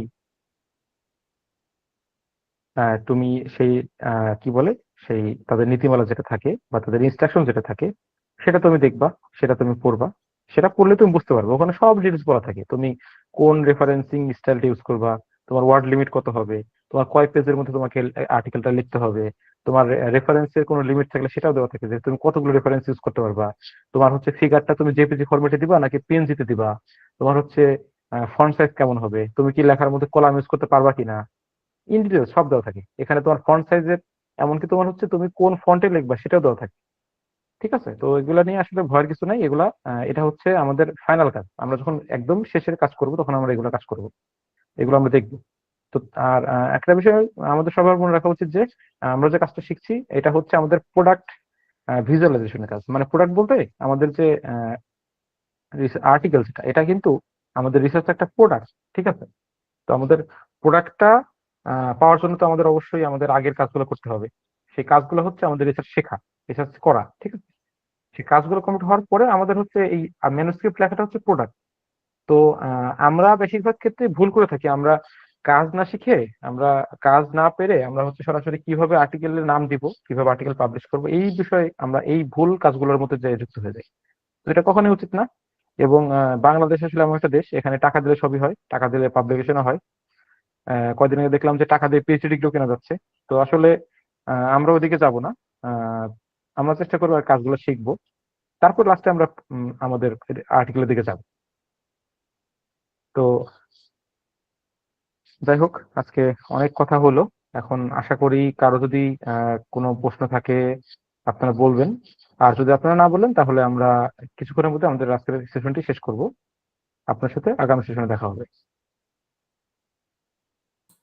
আসসালামু আলাইকুম ভাই। ওয়ালাইকুম আসসালাম। ভাই একটা কোশ্চেন হ্যাঁ, ছিল। জাহিদ। ভাই কেমন আচ্ছা, আছেন ভাই? একজন করে বললেন, হ্যাঁ জাহিদ বলো আগে। ভাই অন্য কোনো সোর্স থেকে যদি ভাই আমরা ইনফরমেশন নিই তাহলে মানে কোনো বুক থেকে, তাহলে ইনফরমেশনটা মানে রেফারেন্সিংটা কিভাবে করব ভাই? বিবলিওগ্রাফিতে কিভাবে ওইটার রেফারেন্স অ্যাড করব? সেম প্রসেস, কোনো নাই, ডিফারেন্স নেই। তুমি একটা আর্টিকেল যেভাবে অ্যাড করবা এটাও সেভাবে অ্যাড করবা, এখানে কোনো ডিফারেন্স নেই। আর বুক থেকে আর্টিকেল ইনফরমেশন নেওয়াটা কিন্তু মানে কঠিন কিন্তু, হ্যাঁ হ্যাঁ, এটা কিন্তু আমি বলতেছি এত সহজ না। একটা বইয়ে মোটামুটি 500 জি ভাই। 600 পেজ তো থাকেই, ঠিক আছে। তো ওই পেজগুলোর থেকে তুমি একটা ইনফরমেশন নিবা, মানে তোমাকে কিন্তু অনেক পড়াশোনা করতে হবে। তো এটা কিন্তু টাফ। তো এটা নেওয়ার প্রসেস একই, সেম প্রসেস। জি ভাই, বুঝতে পারছি। জি, এমডি নজরুল বলছিলেন কিছু। কোশ্চেনটা ছিল হচ্ছে রিসার্চের জন্য মেন্ডেলি ভালো না জোটেরও ভালো? আচ্ছা, দুইটারই আসলে প্রয়োজন দেখেন, আছে কোনটা? জি জি জি, আসলে দেখেন, আমিও আপনাদের মতোই কিন্তু কাজগুলো শিখছি, ঠিক আছে। তো যতটুকু শিখেছি, আমার কাছে মনে হয়েছে যে ম্যান্ডেলি সফটওয়্যারটা বিগিনারদের জন্য ইউজ করা ইজি, বুঝছেন। তো আপনি জোটেরও ইজি, আমি বলবো না যে জোটেরও কঠিন, জোটেরও ইজি। আজকে দেখাতে পারলাম না, সরি। আগামীকাল ইনশাল্লাহ বা নেক্সট ক্লাস যেদিন নেবো সেদিন দেখাই দেবো জোটেরও কিভাবে ইউজ করবেন। তো ভালো খারাপের দিক যদি চিন্তা করেন না, সবচাইতে সহজ যেটা আমরা সেটাই ভালো বলবো। তো সেই দিক দিয়ে ম্যান্ডেলি ইজি বেশি, বুঝছেন। দুইটা কম্পারিজনে দুইটাই ইজি, তবে দুইটার মধ্যে ম্যান্ডেলি বেশি ইজি। আর ম্যান্ডেলি যে আপনি কাজগুলো সহজে শিখতে পারবেন, ম্যান্ডেলের ইন্টারফেস থেকে শুরু করে যাবতীয় সবকিছুই ইজি। তো আপনি জোটেরো ক্লাসটা করে জোটেরো দেখেন কিভাবে অপারেট করতে হয়, তারপর আপনি নিজেই বুঝতে পারবেন আসলে কোনটা কনভিনিয়েন্ট। না, এর আগে ভাইয়া আবার হচ্ছে অনেকে মানে সিনিয়র যারা ছিল আমার, ওনারা বলছে জোটেরও বেটার মেন্ডেলি থেকে, এজন্য কোশ্চেনটা আর কি। হুম হুম। শোনেন, এটা হচ্ছে কি, মনে করেন যে আপনার আপনার বাসা কোথায় ভাইয়া? আমার অনেক কুমিল্লা। কুমিল্লা, আচ্ছা। কুমিল্লার তো আপনার রসমালাই তো বিখ্যাত, আমরা সবাই জানি। এখন মনে করেন আপনার ওখানে মাতৃভান্ডার, হ্যাঁ, আমি কুমিল্লাতে বেশ কয়েকবার গেছি। মাতৃভান্ডারের রসমালাই হচ্ছে মোটামুটি অরিজিনাল যেটা। এখন মনে করেন যে মাতৃভান্ডারের পাশে আরেকটা দোকান আছে সেম কোয়ালিটির। এখন দুইজন বন্ধুর মধ্যে দুইজনের দুইটা ভালো লাগে, এখন আপনি কোনটা ভালো বলবেন? দুইটাই কিন্তু অরিজিনাল। আবার মনে করেন যে আপনার হচ্ছে এই যে অ্যাপলের আইফোন আর হচ্ছে আপনার কি বলে স্যামসাং এর হচ্ছে S24 Ultra, ঠিক আছে, দুটাই কিন্তু ফ্ল্যাগশিপ ফোন। এখন দুইটার মধ্যে কোনটি ভালো? আপনি যেটা চাচ্ছেন, আপনি যে ফিচারটা চাচ্ছেন সেই ফিচারটা যার মধ্যে আছে আপনার কাছে সেটা ভালো লাগবে। এখন আবার ল্যাপটপের ক্ষেত্রে আপনার দেখেন, কেউ কেউ কিন্তু ইন্টেলের প্রসেসর ইউজ করে, কেউ কেউ রাইজেনের প্রসেসর ইউজ করে। এখন প্রসেসর কিন্তু দুটাই ভালো, দুটাই কিন্তু ভালো, না হলে কিন্তু মার্কেটে চলতো না। এখন আপনি যেটা চাচ্ছেন, আপনার যে ক্রাইটেরিয়া সেটা যেটা ফিল করবে আপনি সেটা ইউজ করবেন, আপনার কাছে সেটাই ভালো হবে। As the simple. তো আপনি আপনার সিনিয়ররা অবশ্যই তারা জটিল হয়তো প্রথমে শিখেছে বা তারা জটিল ইউজ করে, সেজন্য বলছে জটিল সহজ। আসলে জটিলও সহজ, মেন্ডেলও সহজ, ঠিক আছে। আপনি যেটা ইউজ করবেন, আপনি দুটা কাজ, সমস্যা নেই, ক্লাস দেখেন। আপনি দুটা দেখলে আপনি বলবেন দুটাই আমি পারবো, অসুবিধা নেই, আপনার যেটা ইচ্ছা সেটা করতে পারেন। তবে অবশ্যই খেয়াল রাখবেন, আর্টিকেল লেখার সময়, ম্যানুস্ক্রিপ্ট লেখার সময় আপনি যে কোনো একটা সফটওয়্যার ইউজ করবেন। যে কোনো একটা সফটওয়্যার দিয়ে সম্পূর্ণ আর্টিকেল লেখা শেষ করবেন। একজন একটা সফটওয়্যার ইউজ করলে কি হয়, আপনার ওগুলো মার্কস করতে কষ্ট হয়। আর দুই ধরনের সফটওয়্যার ইউজ করলে আপনার ডকুমেন্টের মধ্যে সিনক্রোনাইজেশন থাকে না, সিরিয়াল মেনটেন করা যায় না। এটা মেনটেন করবেন, আপনি জোটের ইউজ করেন, মিডল ইউজ করেন, আর এন্ড নোড ইউজ করেন, ঠিক আছে, যেটা ইউজ করেন কোনো অসুবিধা নেই। আচ্ছা, থ্যাংক ইউ ভাই। ওয়েলকাম। আর কেউ আছেন কথা বলার মতো, নাকি ঘুমাই গেছেন সবাই বোরিং ক্লাস করতে করতে? না ভাইয়া, ভাইয়া একটা অফ টপিক কোশ্চেন ছিল। জি জি, বলেন। আচ্ছা, আমাদের মানে সাধারণত একটা পেপার পাবলিশ করতে 6 মাসের মধ্যে কি মানে করা সম্ভব কিনা? আপনি আপনার পরিচয়টা যদি কাইন্ডলি দেন একটু। আমি হোসেন মোহাম্মদ আব্দুল্লাহ, আমি তিতুমির কলেজ থেকে কেমিস্ট্রিতে পড়াশোনা করতেছি। কেমিস্ট্রি অনার্স আচ্ছা শেষ, এবার মাস্টার্সে আর কি। তো হচ্ছে যে আচ্ছা। আমি চাচ্ছিলাম যে 6 মাসে, বা আমি একজন সুপারভাইজার ইয়ে করছি, তো উনি বলতেছে যে সময় লাগবে। তো আহ হ্যাঁ হ্যাঁ। সাধারণত আমরা যে থিসিস গুলো, ওনারা তো চাইবে যে একটু সময় নিয়ে বা ওনাদের আন্ডারে হুম একটু সময় নিয়ে কাজ করি। তো হচ্ছে হুম যে হুম। আমরা যারা থিসিস করি বা মাস্টার্সের থিসিস করে, তো তারা তো হচ্ছে যে অনেকটাই অল্প সময়ের মধ্যে কিন্তু করা হয় এবং ওটাকে পরবর্তীতে কিন্তু পাবলিকেশন করে। তো আমার কথা হচ্ছে যে আমি যদি সেশন ধরতে চাই বা নেক্সট সেশন ধরতে চাই, আমার তো একটু দ্রুত কাজ করতে হবে বা আর্টিকেলটা একটু পেপারটা দ্রুতই পাবলিশ করা প্রয়োজন। এখন এই ক্ষেত্রে আমার এই প্রশ্নটা হচ্ছে যে আমার কি আসলেই 6 মাসের মধ্যে বা 3-4 মাসের মধ্যে কি করা সম্ভব কিনা যদি আমি ওইরকম এফোর্ট দিই? না, এই লাস্টের কথাটা আপনি ভালো কথা বলছেন। আগের যেগুলো বলছেন সেগুলো হচ্ছে সবই ভ্যারিয়েবল। যেটা বলছেন লাস্টে এটা কনস্ট্যান্ট। আপনার ইফোর্ট, ঠিক আছে? আপনি হুম। যতটুকু ইফোর্ট দিবেন আপনার আর্টিকেলটা তত দ্রুত পাবলিশ হওয়ার পসিবিলিটি থাকে। কিন্তু এখানে কিছু ফ্যাক্টর আছে। ফ্যাক্টরটা হচ্ছে আপনার আর্টিকেলটা কি টাইপের, আপনার রিভিউ আর্টিকেল ও রিসার্চ আর্টিকেল। যদি আপনার রিভিউ আর্টিকেল হয়, রিভিউ আর্টিকেল আপনার যদি একদম রেডি ম্যানুস্ক্রিপ্ট আপনি রেডি করতে পারেন, তত দ্রুত রেডি করতে পারবেন। ওটা যদি ভালো জার্নালে দেন, যেমন আমি পার্সোনাল কথা বলি, আমার এর আগে হচ্ছে একটা স্প্রিন্টারে আমি একটা আর্টিকেল সাবমিট করলাম, হচ্ছে ওটা মেবি সাবমিট করলাম হচ্ছে এপ্রিলে, এই বছর 25-এর এপ্রিলে সাবমিট করলাম। তো এপ্রিলে সাবমিট করার পরে ওরা মোটামুটি 1 মাস সময় নিল। 1 মাস সময় নেওয়ার পরে ওটা বললো যে একটা রিভিউ দিল। রিভিউ দেওয়ার পরে বললো ঠিক আছে। তো ওটা হচ্ছে 1 মাসের মধ্যে ওটা আমার ওই আর্টিকেলটা পাবলিশ হয়ে গেছে, রিভিউ আর্টিকেল ছিল। এখন রিসার্চ আর্টিকেলের কথা আসি। এখন ওই একই সময়ে আর একটা রিসার্চ আর্টিকেল আমার অন্য একটা জার্নালে সাবমিট করা হলো। তো সেই জার্নালটা রিসার্চ আর্টিকেল করার পর ওটাই যে এই কিছুদিন আগে বলতে মোটামুটি মাস খানেকেও হয়নি, 20 দিন মতো হবে আর কি। তখন আর কি ওই আর্টিকেলটা আর কি বললো যে আপনাদের এই কারেকশন গুলো দেন, তারপর হচ্ছে আমরা এটাকে পাবলিশ করবো। তো এটা হচ্ছে জার্নাল ওয়াইজ ভ্যারি করবে, আপনার আর্টিকেলের টাইপের উপর ভ্যারি করবে। আর হচ্ছে আপনি যত ভালো জার্নালে দেবেন আপনার আর্টিকেলটা তত বেশি লেন্দি সময় লাগবে এটা পাবলিশ হতে। যেমন হচ্ছে আপনারা হচ্ছে নেচার বা উইলি যে জার্নাল গুলো থাকে এগুলো যদি আপনি রিসার্চ আর্টিকেল সাবমিট করেন, মিডিয়াম লেভেলের কাজ, মনে করেন যে আপনার অ্যান্টিব্যাকটেরিয়াল করবেন আর সামান্য কিছু সাকসেস করবেন, ড্রাগ ডিজাইন টকিং এগুলো করবেন।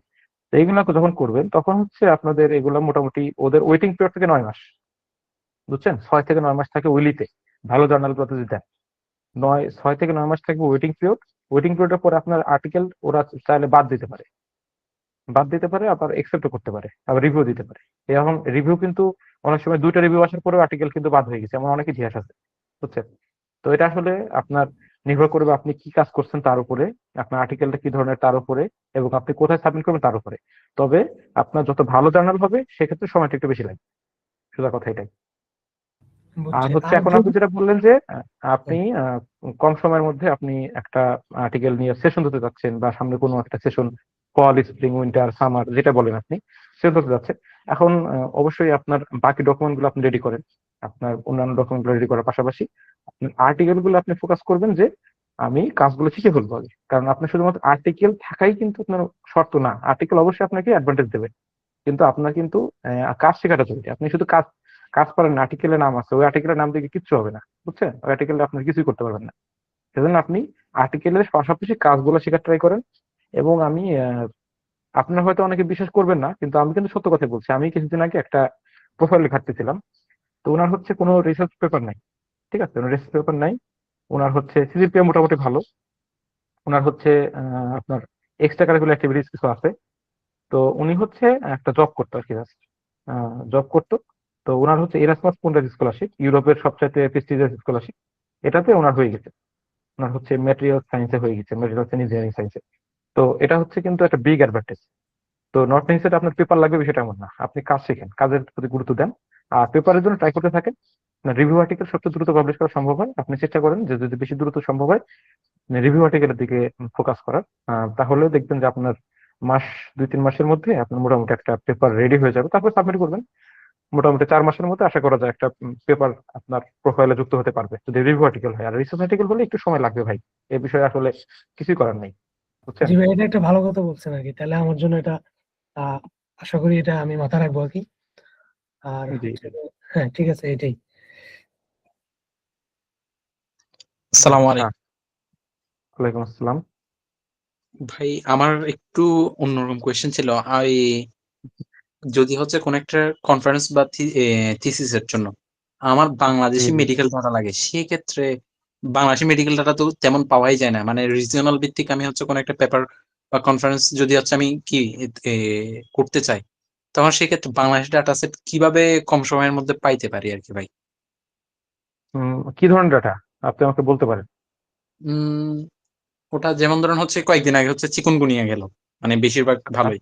তা আমি ওই হুম টাইপসের ওই মেডিকেল ডাটাটা যদি কোনোভাবে নিতে চাই, হুম তাহলে সেক্ষেত্রে কম সময়ের মধ্যে ধরেন হচ্ছে আমার যেহেতু আমি হচ্ছে কি কালেক্ট করবো, পার্সোনালি কালেক্ট করবো, সেহেতু কম হুম ডাটা দিয়েও তো ভালো কাজ করা যাবে। তো ধরেন হচ্ছে 1 থেকে 2 হাজার ডাটা নিলে ওটা হুম কিভাবে কালেক্ট করতে পারি আর কি। কেননা ইন জেনারেল তো হচ্ছে আমাদেরকে ডাটা দিবে না কোনো মেডিকেল কলেজ বা আর গেম হুম যেসব রোগীরা আছেন তারা তো হচ্ছে একদমই দিবে না যদি না হুম পার্সোনাল চিনা হয়। তো সেক্ষেত্রে হুম ওরকম বিষয় বা কনজারভেটিভ জিনিস যেগুলো ওগুলা কিভাবে হ্যান্ডেল করতে পারি ভাই? আচ্ছা, দেখেন আপনার কাজটা কি ধরনের কাজ? সার্ভে বেজ ওয়ার্ক নাকি হচ্ছে রিসার্চ ওয়ার্ক? না, রিসার্চ ওয়ার্ক বলতে আমার অলরেডি এমনি 2টা কাজ অলরেডি পেন্ডিং, আর একটা হচ্ছে সাবমিট করছি আর কি, অত বেশি না। তবে আমরা সার্ভে ভিত্তিক আমি চাচ্ছি না, কেননা হচ্ছে সার্ভে ভিত্তিক থেকে হচ্ছে ওগুলা চাইলে হচ্ছে অনেক বেশি কঠিনও করে ফেলা যায়, আবার হুম হুম ইকোনমিক্স হুম আবার হচ্ছে অনেক বেশি সহজও করে, মানে যারা জানে বুঝতে না পারছি। ওরা জানে হচ্ছে এটা একদম ইজি, এটা কোনো কিছু কাজই হুম করে নাই। কিন্তু আবার হচ্ছে কি হুম ওটা যারা হচ্ছে ওগুলা নিয়ে ডিপ কাজ করে এটা অনেক বড় হিউজ কাজ। তো সেই জন্য আমি হুম চাচ্ছিলাম হুম হচ্ছে লাস্টের কথা বুঝিনি ভাই, কি বললেন? মানে যে কোনো মডেলে ইমপ্লিমেন্টেশন টাইপস এর হচ্ছে কি আমি ওই আচ্ছা থিসিস বা হচ্ছে পেপার পাবলিশ করতে যাচ্ছিলাম আর কি। তো আচ্ছা, সেই তো ক্ষেত্রে আপনি মেডিকেল যদি ডাটা বাংলাদেশে হ্যাঁ গুলো পাচ্ছি না। হুম বুঝতে পারছি। মেডিকেল ডাটা যেটা বললেন, মেডিকেল ডাটা কালেকশনের জন্য আপনাকে সত্যি কথা বলতে রিপোর্ট দিতে হবে। হ্যাঁ, যদিও আমার পার্সোনাল এক্সপিরিয়েন্স নাই, তবে আমার একটা সিনিয়র আছেন, তার সাথে আমি বেশ কিছুদিন ধরে কাজ করতেছি। তো ওনার কাজগুলো কিন্তু আপনার টাইপের মতোই। হ্যাঁ, তো উনি কিন্তু অনেক সময় নিয়ে অনেক কষ্ট করে ডাটাগুলো কালেক্ট করছে। তো আপনাকে যদি অ্যাকচুয়াল মেডিকেল ডাটা পাইতে হয়, আপনাকে অবশ্যই সময় দিতে হবে, বুঝছেন? এর কোনো বিকল্প নেই। আর বাংলাদেশে সত্যি কথা বলতে ওরকম কোনো ইনস্টিটিউট নাই যেটা রিসার্চের ক্ষেত্রে আপনার মেডিকেল ইনস্টিটিউট গুলোর সাথে রিসার্চ ইনস্টিটিউট গুলো কোলাবোরেশন করে দেয়। আসলে এটা আসলে সত্যি কথা বলতে কোনো ইনস্টিটিউটই নাই। যেহেতু ইনস্টিটিউট নাই, সেহেতু আপনাকে personal lobbying, personal link up, আপনার পরিচিত কোনো ফিজিশিয়ান বা কোনো হসপিটাল স্টাফ, এদের মাধ্যমে আসলে টাকাগুলো নিতে হবে। কারণ রোগীর রিলেটিভ যারা আছে বা রোগীর গার্ডিয়ান যারা আছে, তারা সাধারণত ওই সময়গুলোতে টেন্স থাকে, তারা তথ্যগুলো দিতে চায় না।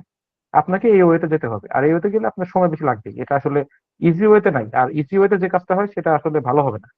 আর সার্ভে কাজ অবশ্যই ভালো। সার্ভে আপনি পৃথিবীতে যত কিছু দেখবেন, স্ট্যাটিস্টিক দেখবেন, সবকিছু জি সার্ভে বেজ ওয়ার্ক দিয়ে আসে। ঠিক আছে, জি সার্ভে বেজ ওয়ার্ক অবশ্যই ভালো কাজ, কিন্তু সেটা আপনাকে সঠিকভাবে অ্যানালাইসিস করতে হবে। আর আপনি যদি ডাটা সঠিকভাবে না নেন, তাহলে আপনার সার্ভে বেজ ওয়ার্কের কোনো ভ্যালু নেই। আর বাংলাদেশে প্রচলিত কথা হচ্ছে এটা যে সার্ভে বেজ ওয়ার্কের আসলে ভ্যালু নেই। কেন ভ্যালু না থাকার কারণ হচ্ছে, আমরা যে চুরি করি, আমাদের একটা বাজে অভ্যাস আছে, আমরা সহজে পাইলে সেখান থেকে আমরা ডাটা ইন্টারপ্রেট করে নিই, এটা ভুল ডাটা নিয়ে নিই। তারপর গুগল জি ফর্মে বন্ধু বান্ধবদের কাছে বলি, জুনিয়রের কাছে বলি, এই এটা ফর্ম ফিল আপ কর, এটা ফিল আপ কর, এইভাবে করি আর কি। এই জন্য হচ্ছে বাংলাদেশে সার্ভে বেজ ওয়ার্কে আসলে কেউ ভ্যালু দিতে চায় না, কিন্তু আসলে সার্ভে বেজ ওয়ার্ক অবশ্যই ভালো। কিছু কিছু ক্ষেত্রে রিসার্চ ওয়ার্কের থেকেও বেটার, কারণ জি রিসার্চ ওয়ার্ক আপনার প্রেডিকশন করে, বুঝছেন? আর জি সার্ভে বেজ ওয়ার্ক আপনাকে অরিজিনাল ডাটা দেয়। তো হ্যাঁ। আপনাকে আরো এটা একটা শর্টকাট ওয়ে নেবেন। জি আর আরেকটা কথা হচ্ছে মানে ধরেন হচ্ছে আমি শুনছিলাম আর কি, ওটা হচ্ছে আমার মানে ফ্রেন্ড কিন্তু এক্স্যাক্টলি তথ্য পায় না, যে কিছু কিছু হচ্ছে মিডিয়া টাইপস এর আছে যারা হচ্ছে কি এইসব ডাটা হচ্ছে কি মানে কোনো না থার্ড